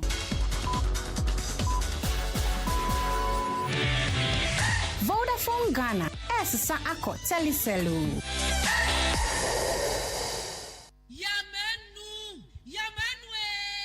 Ejaba boni di adwa ma wubi eti ya menu afa hin na mahwie fufuo ti ase dada menya wofo yi papa so ba fie ni anwie fufuo ya asamo aba na so oben wadi fufuo di mprenu ne mpresa da kro be ye di ni ehwie fufuo a akode wo nwane adwa mo adwuma se me ni fie adwuma di mi ni fufuo kakra ba wo madie no ene wotu metwa ma da pasa aso wo kan na matire nyira wati ate na make am mebo a ebo de odi komum na sese ade obra to otwa fufuo ai wo wodwo pam na wo ma siu na wotimu aba na wo sadade na wo temfra kwade ne nyina tuatwa make say ya need food sadaroma wo bia mani ye pa ya wa yam body fufuo ne mankani fufuo a wa ne powder wo de gu da kam kama ya yefra no need fufuo a enya no bi na masori ba ntilizi kama me di ye yo sese bia ma me hwe oh e bia need fufuo eye kama say body fufuo ne mankani fufuo papa bi na wo kan say twan eposim na ede na me se wo kan so ancho simanu mpɛ no wa wie wo hwie wo kwa papa bi aguso be chese de ama mani kura agisa ne fufufura ho ama me ko tobi kura ba ne se de Ghana for sipom fufuro no eno an wo ye nu enti se wo hwa fufuye won pam wodrom ne we nu a wo ho susuna bia wom wo nso de body ne mankan fufuro papa bi ejanie eni afi na fufuo na afi na wo bedi pa ne se de wo bedi ne se ne wo fa mogyaduro ana pawia ne anadwo a wo koda need fufura e wo wo fi a eni gye nko a FGA agi ejwedie nkrato yi atom Vodafone Ghana esisa akọ teliselu. Okay FM 101.7.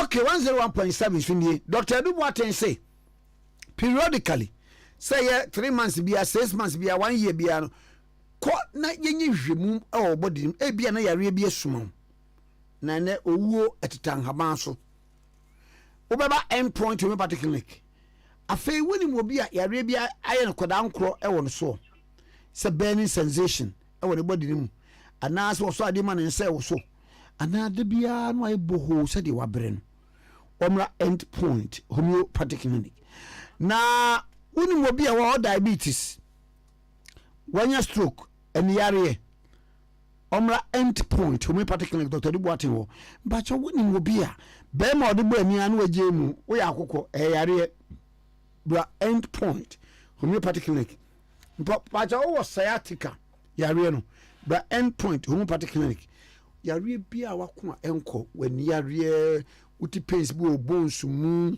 hepatitis obane be ma mopa wo mu nyina mo end point homeopathic clinic na ho ba wa ori afidie so na afidie na che ba bia problem na afidie na twaduro dia ma ho wonu ma na akọ obi mfa ne yare ma end point homeopathic clinic nsan fa yare no ensan na chi enkokwa end point homeopathic clinic homeopathy nuo eno de be ma wa ni side effect na our modern machines are the home ewu yare ni tin so ansan wa ma homeopathy nuo no our Spinters Road shelf signboard Accra wabi ebi wobuno techima heyinsa na wabi ebi nso ewo Kumase Kronom Abuehia Angel Education School na Chiripe Takwara branch of Anaji police station na Chiripe ena wabi ebi ewo eye Anaji police station said medical kana ena Western region iziama wabi ebi friend number Dr. Amamu 30 minutes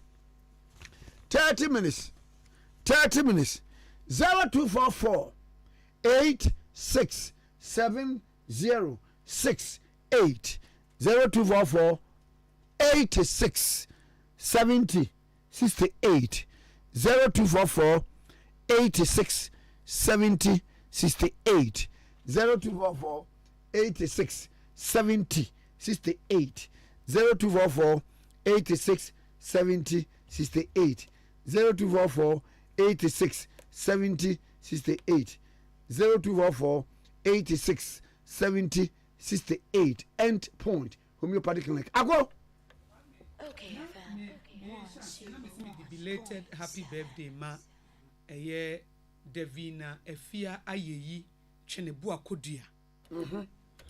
Devina Efia Ayeyi Chenebu. Enu ayeye wa ha. Enu awe enu anu onya 1 year. O be wi asenche but onya afe. Na ne papa Mr. Edward Chenebu a ena ne maame Owuraire Julia Apia Chenebu Akodua. Omo the Makers House Chapel International Dr. Michael Bodinya mecha sorry. Womuna omoka se yemfa emma womoba. What come? Prophet Dr. Bodinya meche. Papa, oka se maji mbonya ade ayi no. December mama. Papa mi wi amefrew. Baby awo bia papa me lando so. Kukwaju bronya ade. Ai me kwaji. Ya chia mama nso.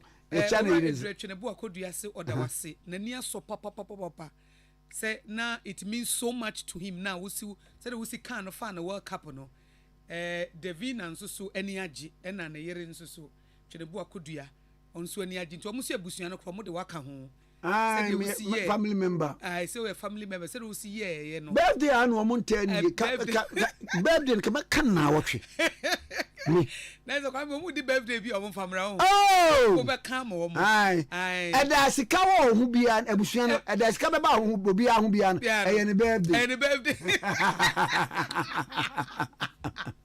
na akwe Kwame unim radio ametisue wie me bunu se akraye Kwame se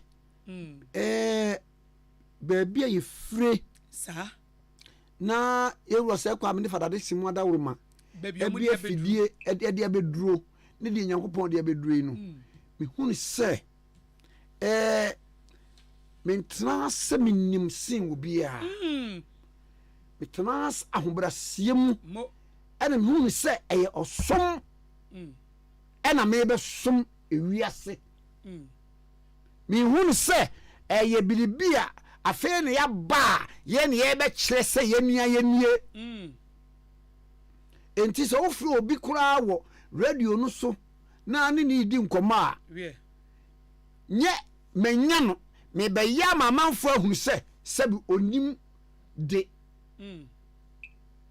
ebi anu ne be kasa kura ni pakro be fum e wo kwan bi so yanso ye nkomodie enokre obi na tini be bia no akofre no sa woni ne be kasa na ane ne be kasa no kasa ne be kasa be se wiase nyina hu se sabi na sema oka ne nim onim nyansa so obegu nani mase jai ni nyina ema woni etie ene woni ehwe enye kosua president ahodo be ene wo mutimi nya nipa bia be 10,000 kasa kire wo ede Debi Kwame say ye nyansa sam say ye sabi ensem a ye ensem huhuo ba nipa be 10,000 nipa be 1 million tie wo ede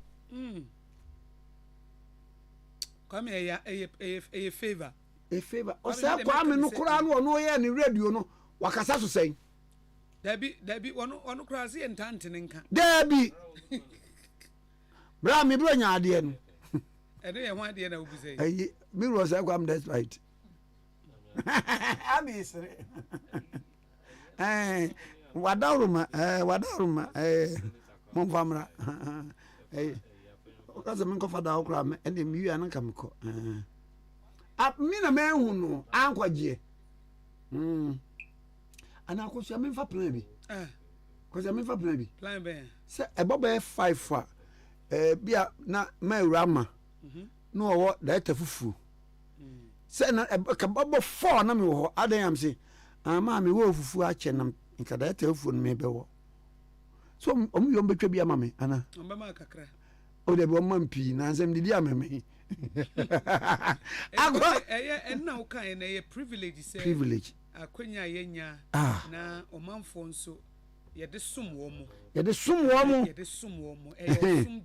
osum dwumadie ade bi wo ho na se e de anigye bi bebre obi a am ye kuram sum eye akosua afei ensam bebre aye nim nye ni nyina na ye ka enokre ampa panimu bi ni wadi nkomo obi aka obi ka kire waso anka kire wa no yenka ne bedwem Kwame ni nyina ye maturity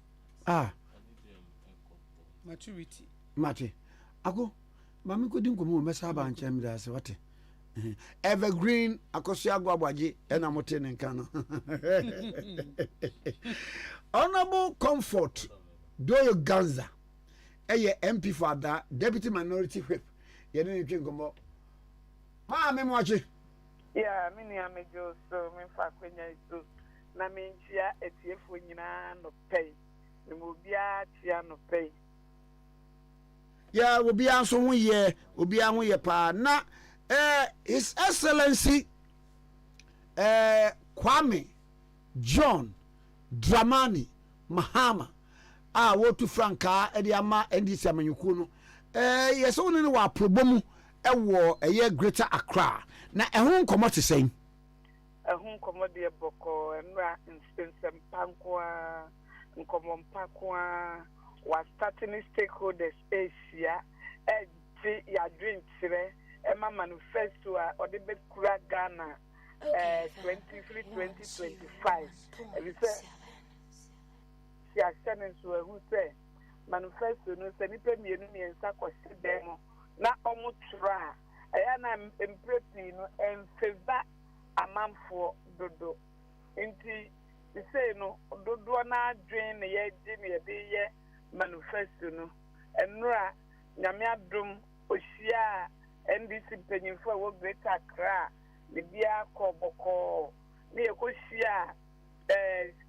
ye traditional council Greater Accra traditional council alonso no omonso e de omadin ne nuama omofo se ebeye etututu nanim ema ye de ni nyina eto krata so ye free ho ye be sen kwa aboso kai for so etre nuama omofo se oba oya omubenya ahoto ama ose omubose obeshaso no waye ni nyina kirese wo hwe mrantie ni mabunu a egu aboso kan no na se aboso kan jumai pepas jumai ni wa mrantie nka bi aye amrobes awo ha tin but nyamin tadum abe pepas jumai wo nti ama mabunu a omonso epese omukeka omono mu ensako omano no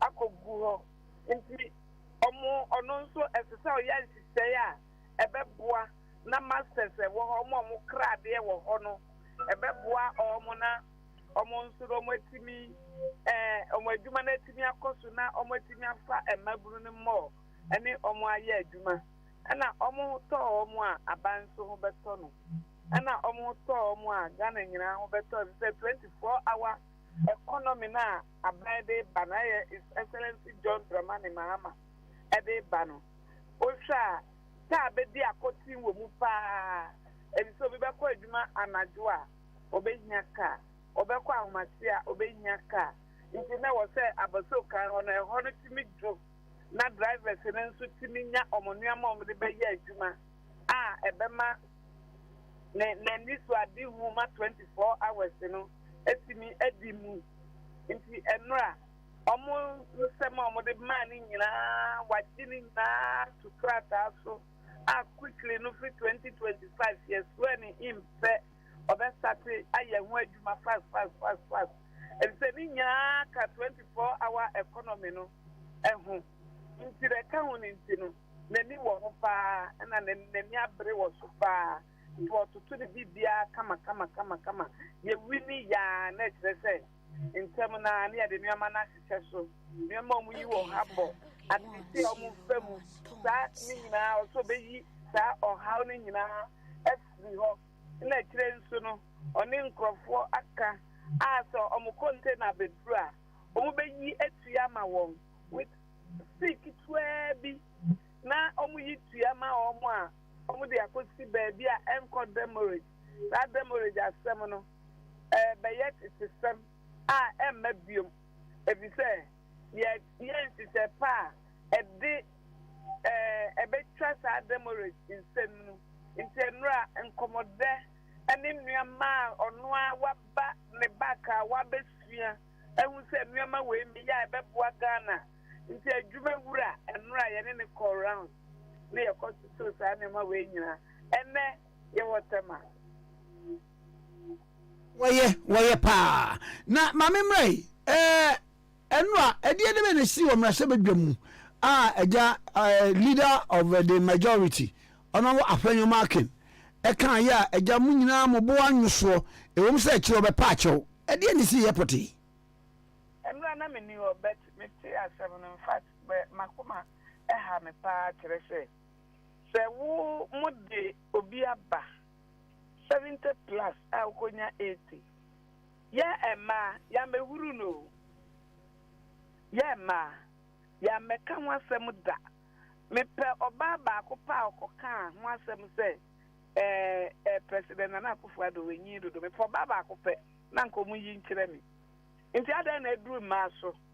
Na fe de adan mu atete. Se Emma nkasa no yen say hunso ni ehu say de bia omo pese omo die ba from say bibiki to bia omo bring it down. Honorable, yes, Mitie, honorable anodompre. Was said dear na honorable Afenyo Markin can say Mahamampo ebedi president here. Succession plan for the nation and say and konudi one term we are the vice no ebedi one term. Na one yes I plan. I'm not buy plan my NBC. You want to be Yamamudi? I want to be 90 is neither here or there. As someone who account for apologizing, I'm on far a beam metality talon. Sa no mudi di ma. Sa oba yes or sorry pet. No ya show no ya tutu. And I knew and I didn't know got them. And I didn't say. And now when you do what I say, no mama say a bema dear. And you're not Obia and so be I come. Am I am day? Emma, ya mo day. Muni we as a crowd game yare. Mema yare. Emma, I am a man catani a pet. If it's a market to me, I a wubum. Near Yabaqua. And car of Bama be about dantem. I get a dantem. And come over dantem. Soon would the entire or Mamma die and son or Boba. Yammy pen and would the entire ma Bama die or Boba. Yakaya woman come back, man, about that time. No, I now almost see a young enemy. I know, yeah, and my or mamma enemy, no, I have to say, quassam, ya jay. Oh, baby, baby, our baby, support to know, one so, and then inquire back. And then inquire back, or be I any for party be out in your bus. I want a candidate to dog, you know, baby, and I, yeah, we are now. Juma oba nso betimi edi Juma oba obetimi edi party bia wuni oba e wo candidate mu no dog in life mano dog just a party ne bedi eti kura na oba mra drop no dog no bedi eti na ye oba nso mra for public baye oba mada ye be swear in the first female president a vice president, our Ghana 2025. Omumpo, a bebasu life, a man ya does to see him. Ya does to see ya brewon, ya bre, into ya Siseno, ya bem yasu fi no ban swaba. No ban went to Yanya, and then fed your muka be ya betia, and as you saw Bama the idiot.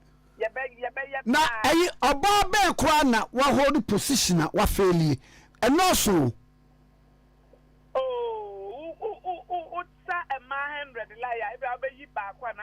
yes sanity baako na mienu bi se embo mo na emaki awu ya bia ba ho aye ona bo dan wo ye mami wada ho Honorable, hello.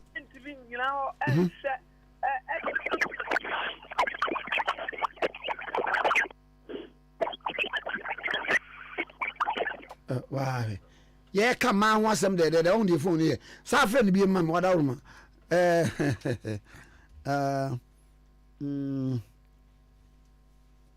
Yamin Shamo Ganama moye bio.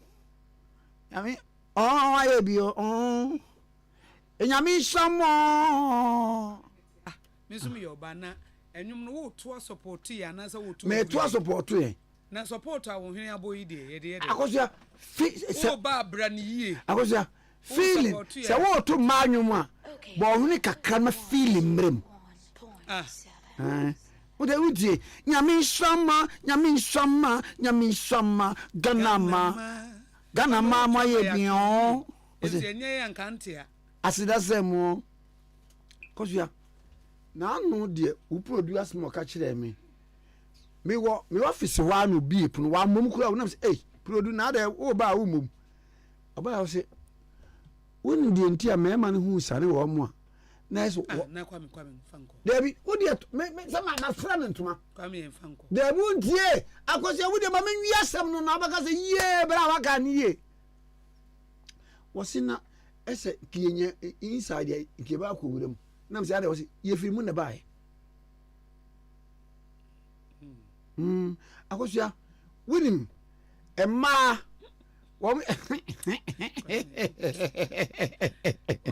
oh praise emma pewasem akosia Bible da bia me quote sa de ni hu 1 Peter chapter 3 verse 7 no na asma making so no yire wo ho na wo hwe fi a sika ope bi a wonya bi cause am say dey oye be ma na wo hwe fi a sika ope wonya yemi na me kan yo Bible ne kan 1 Peter chapter 3 bie die nyina ye nkenkan me bie 1 Peter chapter 3 verse 7 cause am me kan enie o say verse 7 say okununom akwase instruction wadimo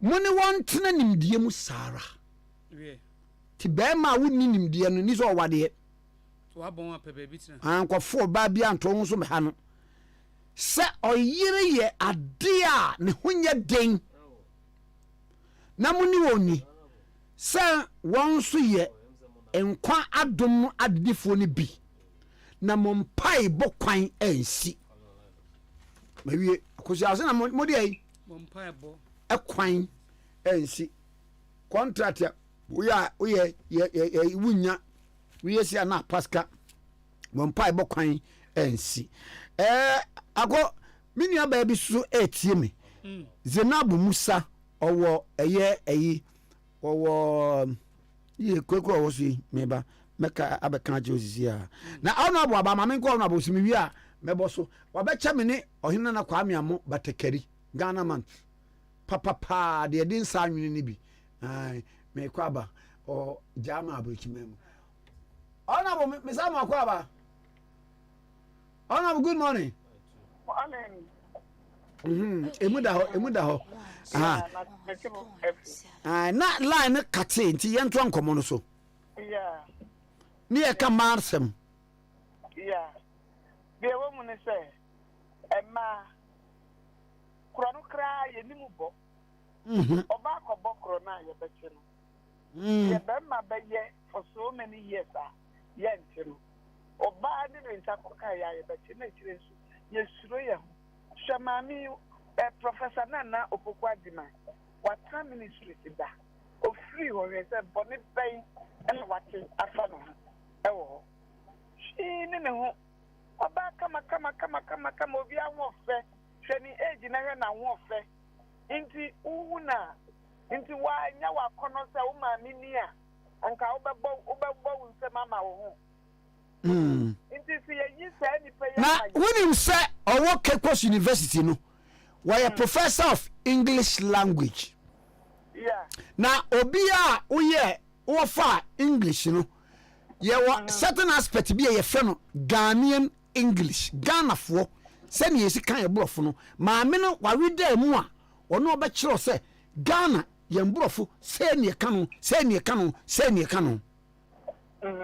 yeah it onye easy yeah na baby what popra edunu baby what about the mama na experience on family on board na ye mama you are ensie bibi mfiri no ho ense a man so kenana ense ye den na ye ensie bibi mfiri professor Nana Opoku Agyeman ho ye pagana fo nyina chew ye pa ma chew say baby agana edunu ya so ensio ya so ansa ye wu vice president almost say your economic wizard every trenu almost your IT means to failure better than a Greek wizard inti one better than wizard answer all by a see or your economic you be catch as your economic wizard every trenu on one say okay obwa no your IT now no digital inti every digital no so no if you leave your pa, why you are near physical and Greek? If you say economy not failing, they'll say you a failing. Means Yamo Bia or Bansumra, non fan in India, no matter President Mameti, Nian say, or no, so then no betting a year. Tama Professor Nana, who won't say not on to that office or call office, Kakla, in them schools. Teachers absenteeism and the Akaka who sing a bear Sukunu, a band Sukunu, and also betting a fan into a bus, extra, or the policies, but they never buy a senior bear schools, a betting school education somewhere, Ghana habiting a economy. Into young fat or non sumra, Nayan so or bash, Namin Tadum, on your slave queen. Na adana o ka slekwi adai ose na we kutiabo na ade no ede bi nye kutiabo na asem ne eka so si nyame chadu onye slekwi se eya na se bi pa ne uni mu de enti America sa baby se ni pa no slay kakla nothing called dressing so make up name for boy best the more rare it's taking a time, it's taking an hours, but way a new sa. Well, if you get with your crown, I'm going to make that okay. We're so modest in her dressing. Hey,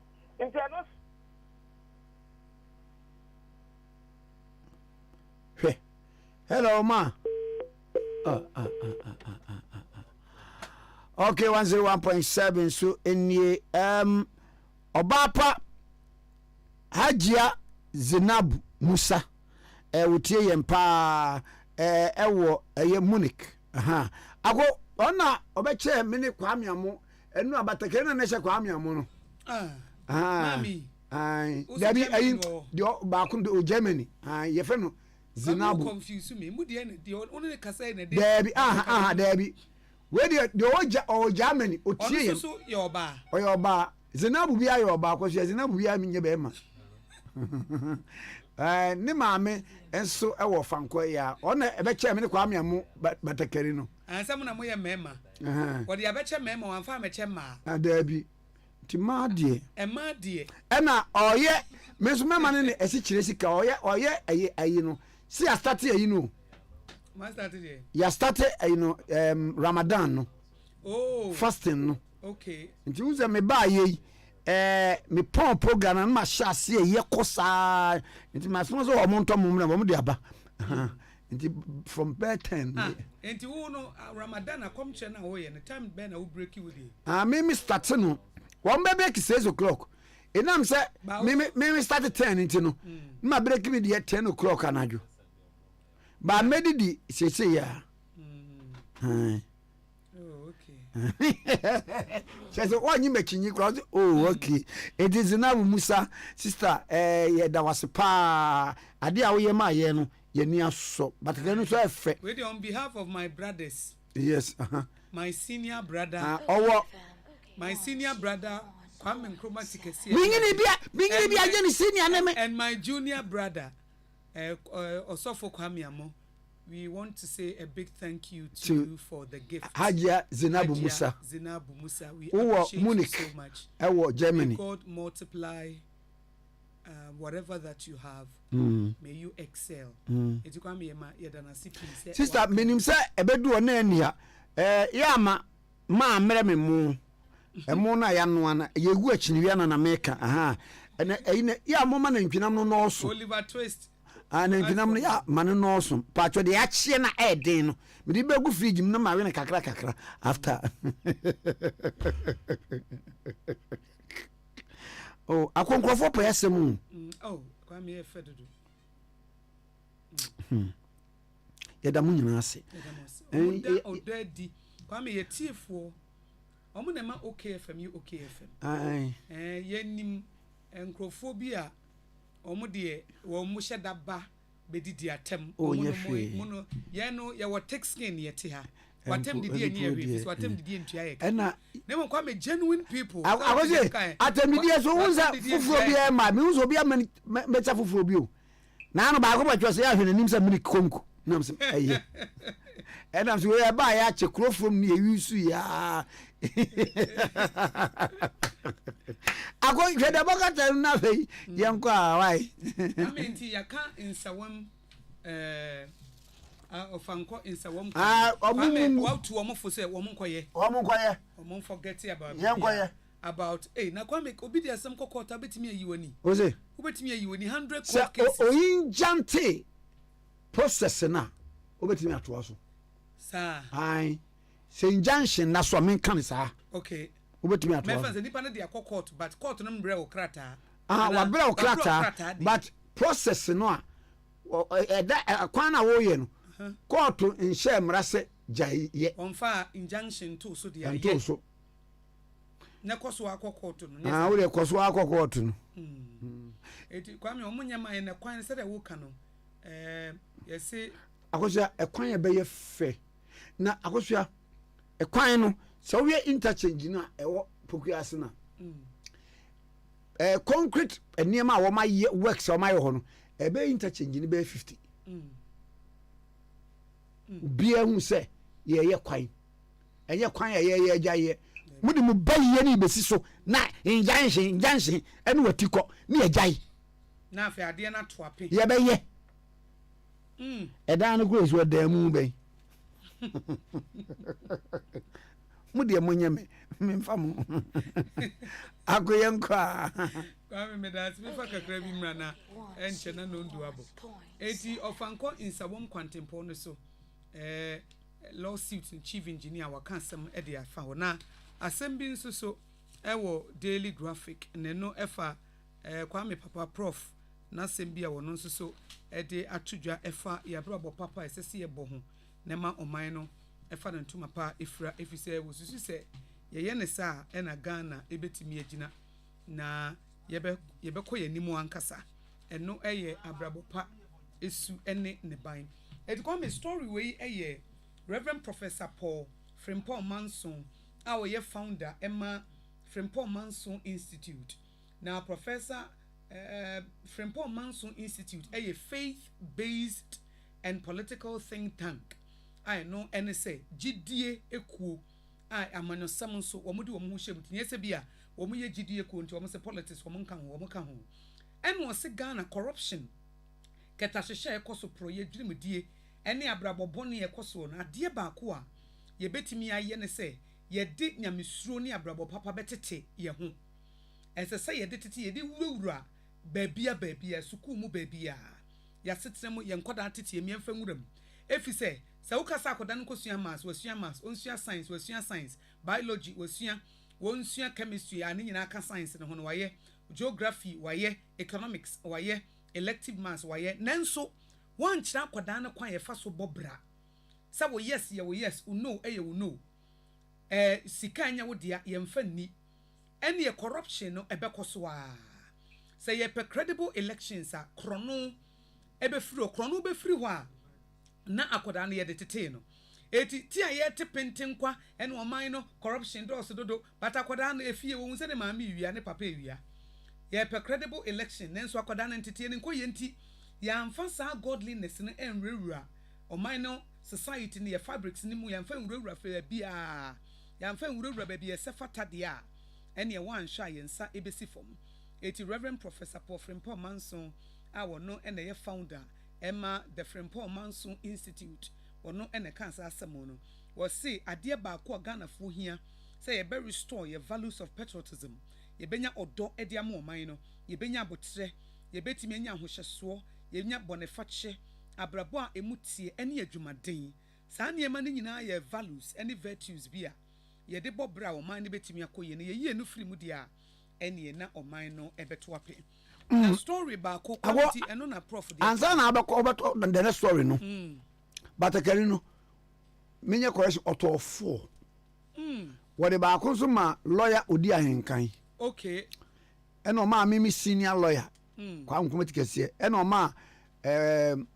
ɔhena Kwame Nkrumah na ɔma Kwabena afɔ nso bie okay next or the mema ɛwɔ fia no mema ɛwɔ fia no Kwame for why adeɛ cause hand will so over Germany to mobi to northern part of the country oba ha na oba ye no ɛna ɔkɔ Islam kɔtɔ hand moving one nyɛ de yɛde ne nam ha ɛni ha papa ɛna oba no obesi mi ankasa ɛyi papa a ɔkyɛ me Isaac so da be na metu kwanti o maame ne kasai okay ai ana se wu na ni ho ana mi ni ho na wo ho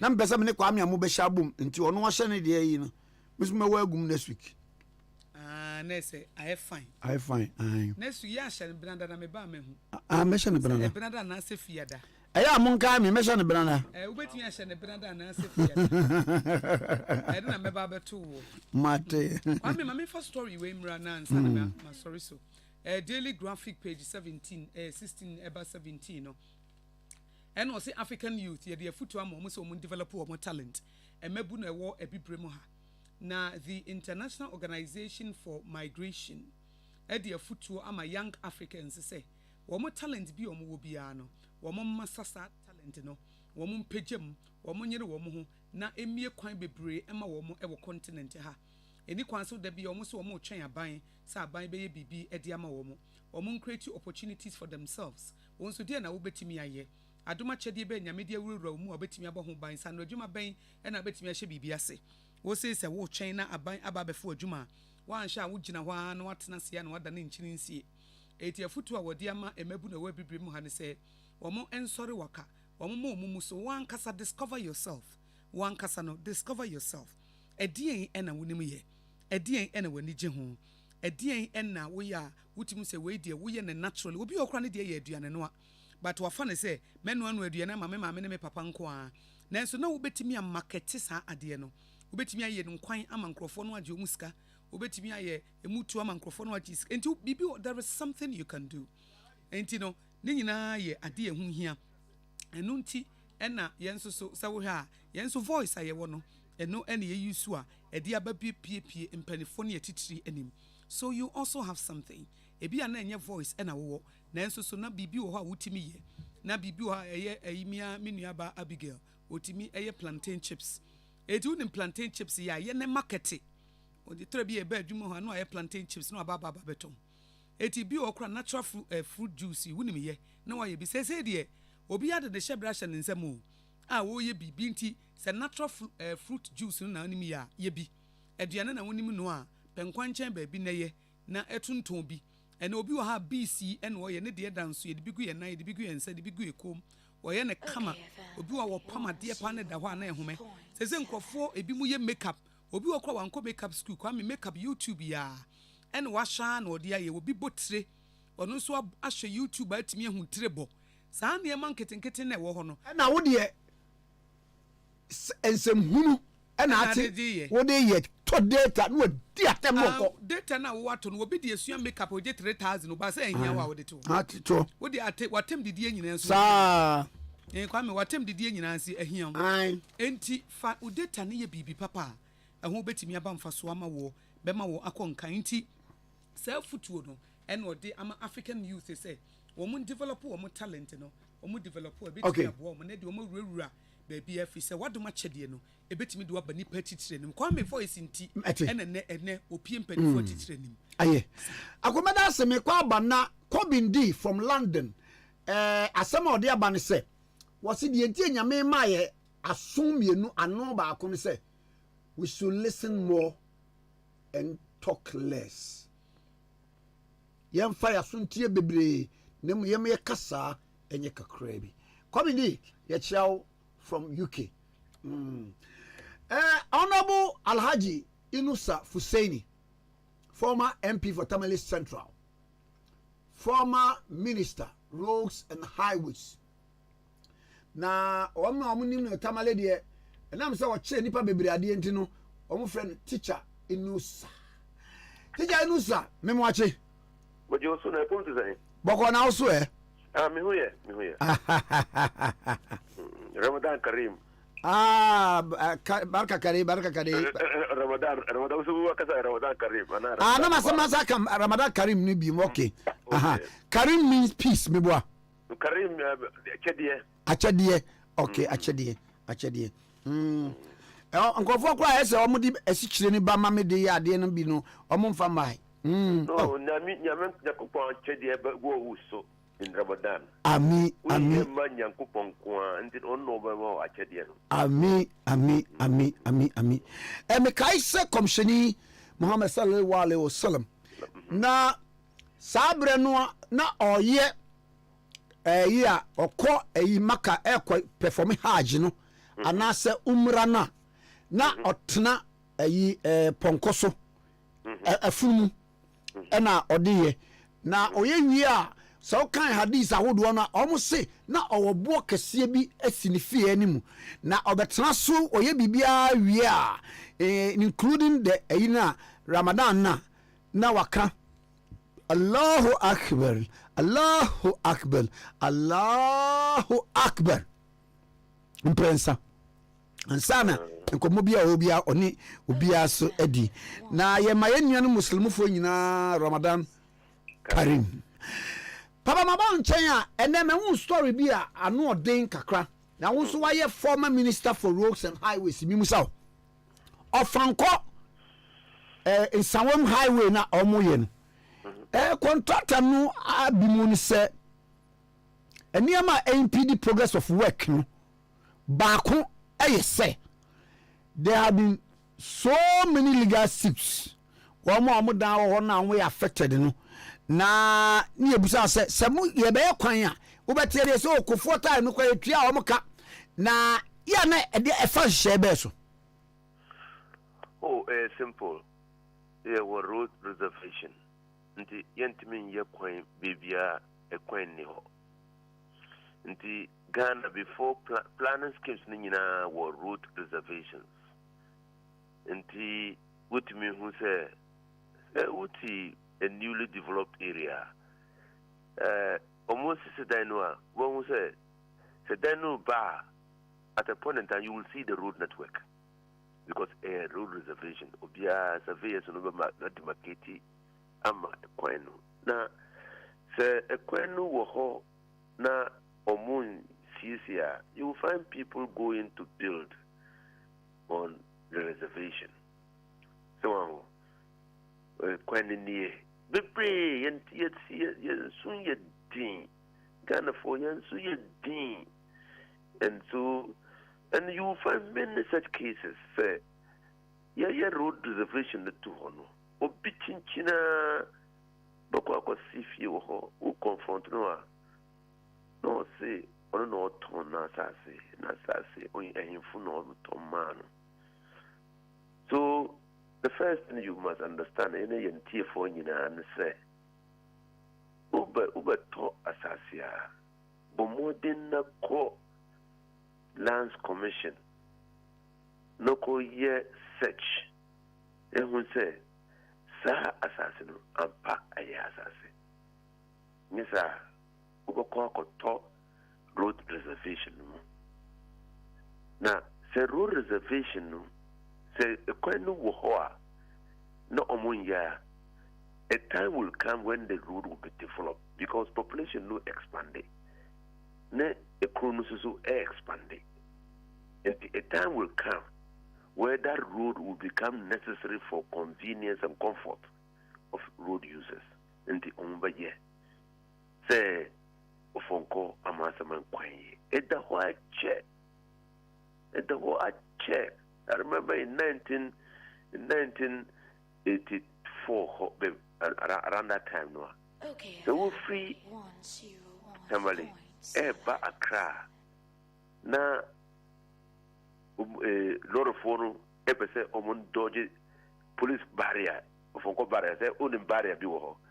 There was the old barrier. Can you know person on dodge? Omba fasa kwen. Eko pie wo amasaman. Ofonko ho na omako. So omo ye kwenu. If the road is built or is going to be built, the omu will fear will kwenu so an inventory will be taken.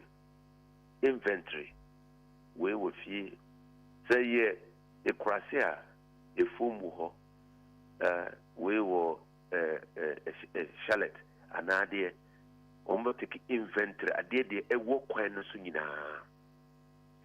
na omo the inventory no Akko Lands Commission for her. Say, omu assess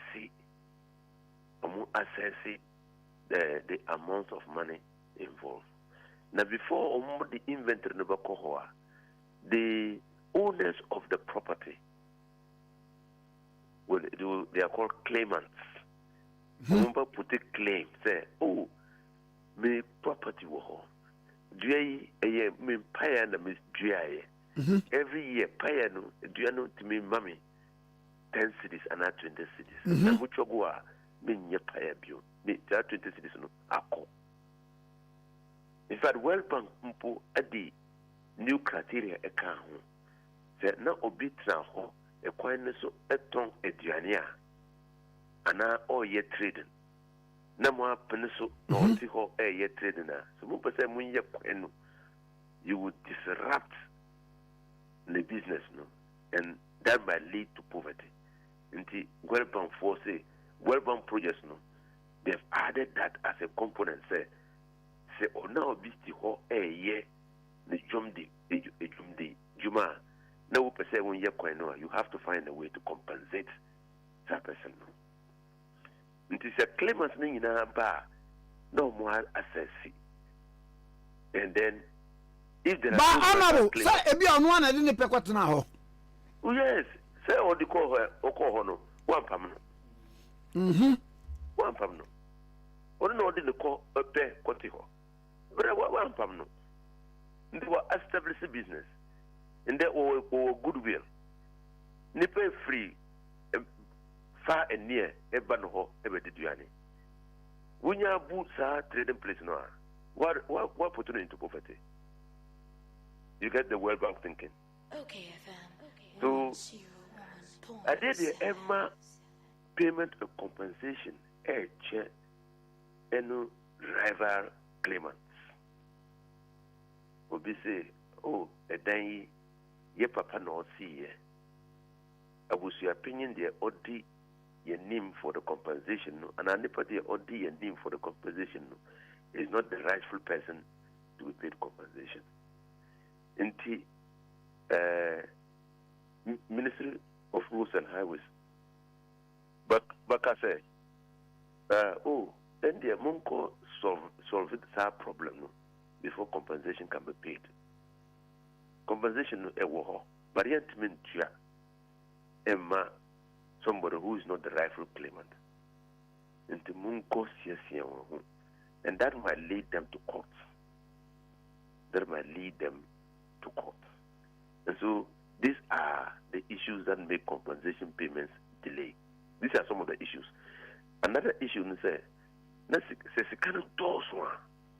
Abai want to at a go into kakra. So the payment of the compensation might be in phases. Okay? Some people are there, they are obstinate. Omuntu is a homogeneous compensation. Omuntu free ho is a homogeneous compensation, and that might hamper the development of the road. Because when you mean want to forcefully eject that person, so you say we so court. Say, oh, we original coin so now you say ye coin or say on because you're no compensation. But compensation you are calculated second near but a war the Minister of Finance to pay the compensation. And the court can direct say, oh Munko demolish it. Moment time now on park and demolish it because his interest in the land, his interest in the property, have been converted into monetary payments. And these are procedures. The construction of the roads. Now, when we bet me in Jante construction. No, you can't injunct the government in the construction, in the delivery of public service. Oh, okay. No. Say I buy no air you want to say the yen man of war. Or including the one who has interest in the property. So say also super fast. And pregnant women, sick people, when you have a first ambulance before so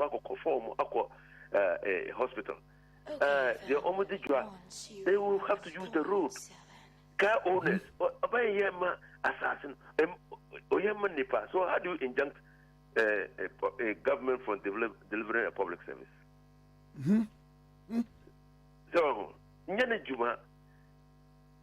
don't go to the name. I mean, it don't go. It's not a property of a person.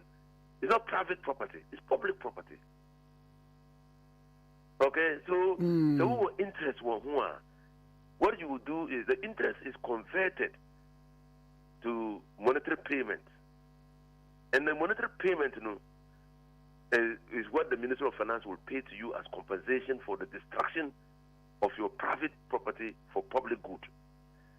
Now, other way, say, me van say, sa Franco Pokiasi Rodi, Obi Tombi Mami, a quan, thinking say, I did a ben a quan befaha. Yes. And a quan befaha. And no, Sabri, ya umabun me down a guno, and I'm a property in a guno. Mean call one land owners and one name in Cohifa.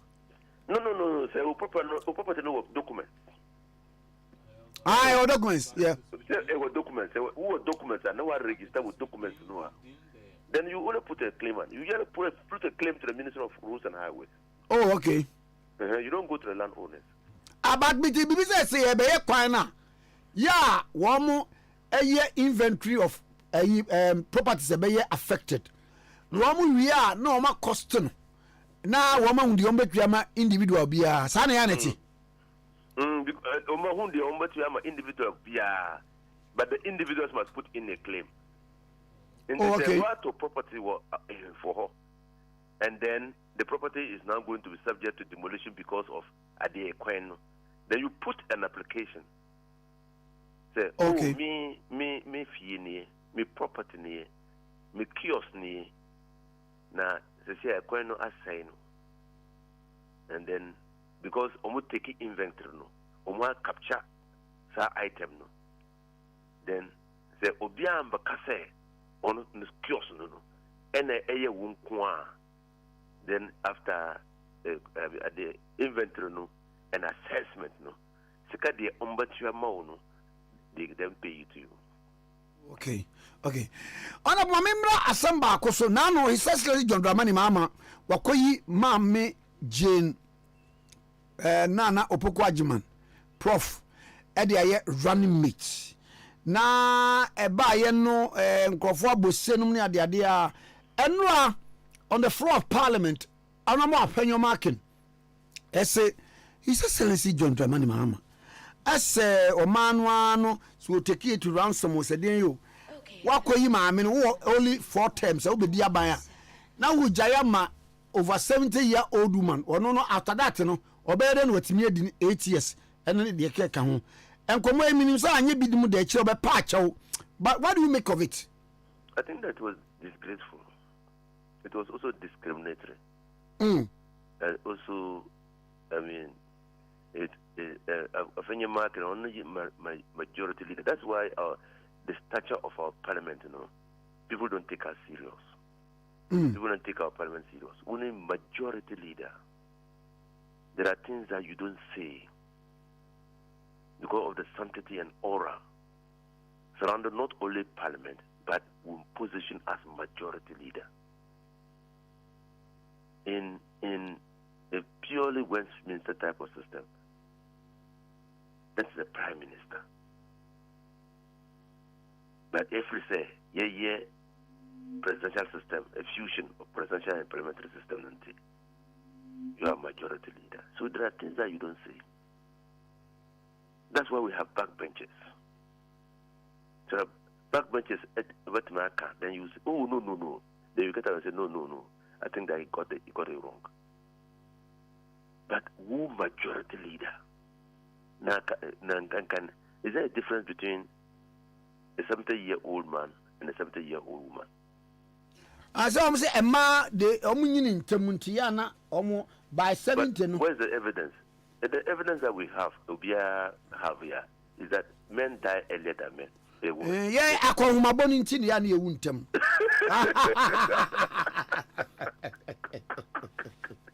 That's the evidence. No, what am I doing? Say, Uber, the cheap balance now. I call my bono. She say, Okofa, Okowari or bar. What the Ahuma, I shall con a con Ahuma. Oh, no. But say, work of worry. I did what Ahuma shall con a warrior, a quenny a worry. So, say, what a woman I shall come. It is Uyari Ababo. Uyari Ababo, who to cry Ababo. Holiday Ubabo. Oh, my brother. That is responsibility. Sure. Tells you, Ntina, Nasenya me who obi, or yeah, are you through? But on your juma. Then I ask myself, when you now walk worry. Look at him. I ask him. Now, wouldn't him say, who worry? Responsibility now, What the Ahumana shall con responsibility? Yes, completely. And I said that, you don't even appreciate the responsibility until one day in the night.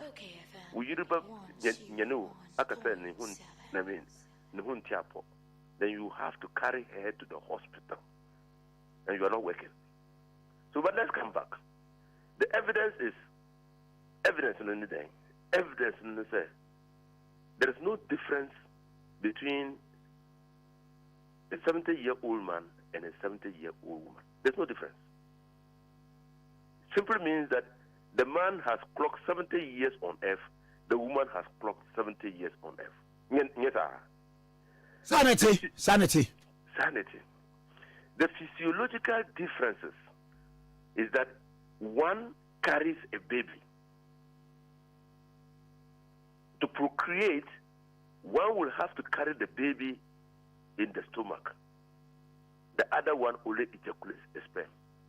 Means one has eggs in the stomach. The other doesn't carry anything. So, in old age, the one who it procreates will suffer. Because Tambia will come out in the form of children. So, that's the only difference. But they all clock 70 years.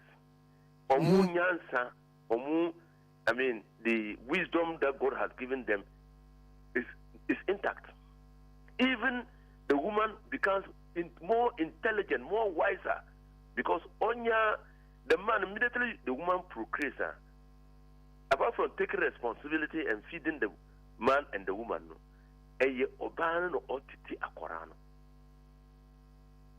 so and the Obabia to say teacher. He knows or she knows the idiosyncrasies of all the children. In fact, as a married man, I can tell you, and if you are married, you might also have practiced it. Sometimes you have many children, and you don't understand one of them. you sneak into your wife's room and say, it is your wife who will tell you how the child behaves, why the child is behaving that way. I don't know whether you have ever encountered it, because I don't know what to tell you. Pa. I don't know what to tell you. And so, to stand in parliament and exhibit that level of ignorance, on the physiological, psychological, mental makeup, and also double in the age debate is to belittle yourself. I mean, yes, I know, because Nana Akufo-Addo was 70 years or so before he became president. So to say that a man of 70 years can become president, but a woman of 70 years cannot become president, are you being fair? Are you a lawyer? You're a lawyer, pa. Are you not discriminating against the womanhood? Are you not following stereotypes? So, it's unfortunate that Okasano, it should not have gone that way. I'm telling you, it should not have gone that way. It should not have gone that way. And particularly a majority leader and a lawyer. No, you got carried away. But I'm not surprised. I see. I've known African since he met me in Parliament. Mm-hmm. Sometimes he portrays himself as a paragon of virtue. Paragon of virtue? Yes. By way of doing what? When on the Mr. Know All. Mr. Know All. and that can be dangerous. And that might be his undoing. Oh, okay. Now, Mami, that a year, 1 year leadership change, see, you say chairman Sabon to free war, the honorable opinion marking by what some are begin exercising? Oh, Chairman Sabon to dear, we to be honest with you, let me do a little politics. When a party like the MPP removes a very formidable majority leader like Chairman Sabonsu, the minority can only be happy. Wow. Oh, yes. For what reason? Meanwhile, Chairman Sabonsu, no, a minority leader. Mm-hmm. On him, what it takes to ruffle government agenda on him. Pa. Because Oyedi. So when minority, they say, oh, you're majority leader. When minority is planning to ruffle government agenda on him, he knows how. He knows all the tricks. He knows all the tricks. Because Oyedi that. From minority leader or majority leader. Tell me, in parliament today, who combines those traits? There be Minobia. Yeah, no. Now, why wouldn't the minority be happy? Why wouldn't the minority be happy that they have made this blunder? Wow. Now, when you remove Arno, did you see the majority, the concluding statements on the Sona? Oh, Nankui.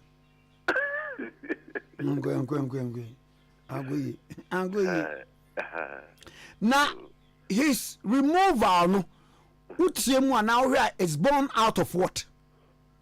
Well, I think that there are a combination of factors. I see ambition on the part of Afenyomakin. I see he's very ambitious. To be what?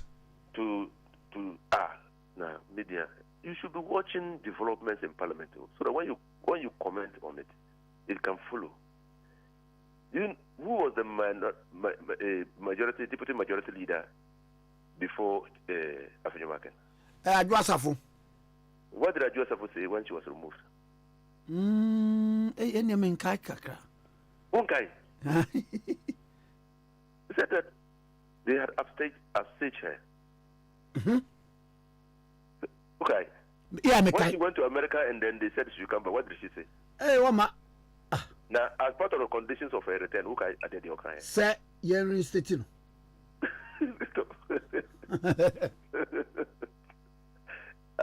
So do I need I say more? That means Joseph was not happy with her removal. She was not happy with her removal. And what is in that? And you think that James is happy with his removal? No. No. He probably might and not. You think that members of parliament who are senior, because meaning senior lawyers for parliament, important, but meaning senior lawyers in parliament from the MPP side, they are not ministers or parliament. Senior to Afenyowaken. And meaning those who went there, who went to parliament before Afenyowaken. Sure. And so what was the consideration for making Afenyowaken the leader? Asemu. So you see ambition, lobbying powers, upstaging. Now, Mami Yo, after being a majority leader, what next? Yes, so majority leader, if you want to remove a majority leader, you don't move him to go and sit at the back of a new majority leader who was the deputy. Oh, we don't have position. Okay, you are not in government. Okay. We don't have position. It's just like the military. If you are going to remove a service commander, you don't just remove the service commander and say go back to the barracks. No person will hear there. I bet me quiet the minister. Minister, we are ambassador, minister attaché. Okay. Minister attaché. But we understand that one good anymore. That person say go and sit behind. Not the genius to say about the senior. Wow. Don't do that. And see, that was why. If you are watching Parliament carefully, when they started talking of James in terms of the Minister of Foreign Affairs, and I want it. Good. That if you were watching, that was an indication that because you can't be a Minister for Foreign Affairs. Now that's who you're majority leader.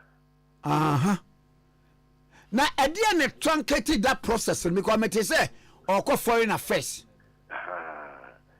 So, say, Ade a truncated process. But speaking from Chief Minister Bosu's side, that frustrated movement, also frustrated the change. They were going to me and you majority leader. The Kotanase on your behind your deputy majority leader who now becomes majority leader. No, you don't do that. It's not good parliamentary practice. It's not good administration. Ubasha, one more year Sadian, a dear Badintia. Ada was step on the toes of some high personalities, Anna. Parliament there. The majority leader wouldn't even say majority leader ate up a cabinet. Yes. That's why the MPP, in order to create confusion in why majority leader ate in parliament, they created the Ministry for Parliamentary Affairs. Now, even though the African Peer Review Committee said we shouldn't create that office. Honorable. Yes. By saying free on his removal, sir, portfolio, and that's all Anna anywhere Minister for Parliamentary Affairs. That's a big question. Because I've been asking myself here. I've not yet heard the nomination to be Afenyowaken being the majority leader and Minister for Parliamentary Affairs designate. Mante. And I would hear. Debbie. Mante. And the ministry is about secretariat and Nipa Woho Ayaduma. So is it that James was no that's the Minister for Parliamentary Affairs and Afenyowaken the majority leader, and now there is a split now. I'm not taking time. I said that. But is it there a split? Because man, even in the vetting processes, man, say Omar refer after marking to the vetting committee. And what? Maintain. So we don't know whether the ministry is, as we speak, scrapped or not. No, the ministry as we speak exists. But without a substantive minister. Then it means that, again, by the administrative the fiat, you can have a majority leader who is not a minister. Okay? Or you can have a minister who is not a majority leader, or parliamentary affairs who is not a majority leader. I just say, can you for real post in the man in CCR? No, can you for real post in the is not a minister, it's a special envoy. It's not a minister. Okay. The ministerial portfolio, no, immediately you say you are a minister or you have a nominated minister designate, Article 78 will kick in. So, you must have prior approval of what? Parliament. So, second for that, Uncle Parliament, Uncle Feti. Immediately they nominate you minister designate. 78.1, Article 78.1 will kick in. Because there were duality of approval processes. The executive will nominate you. Parliament will vet you and recommend your approval. And then when you are approved by the General House, it goes back to the presidency for appointment. So there are two institutions of state involved in the appointment of a minister. In the case of Oforiata, there's only one institution, the executive. Honorable, man now was no pay. And that's it. Eddie, me no kasa bia woni meduane ana me kwan do pa. Tubani.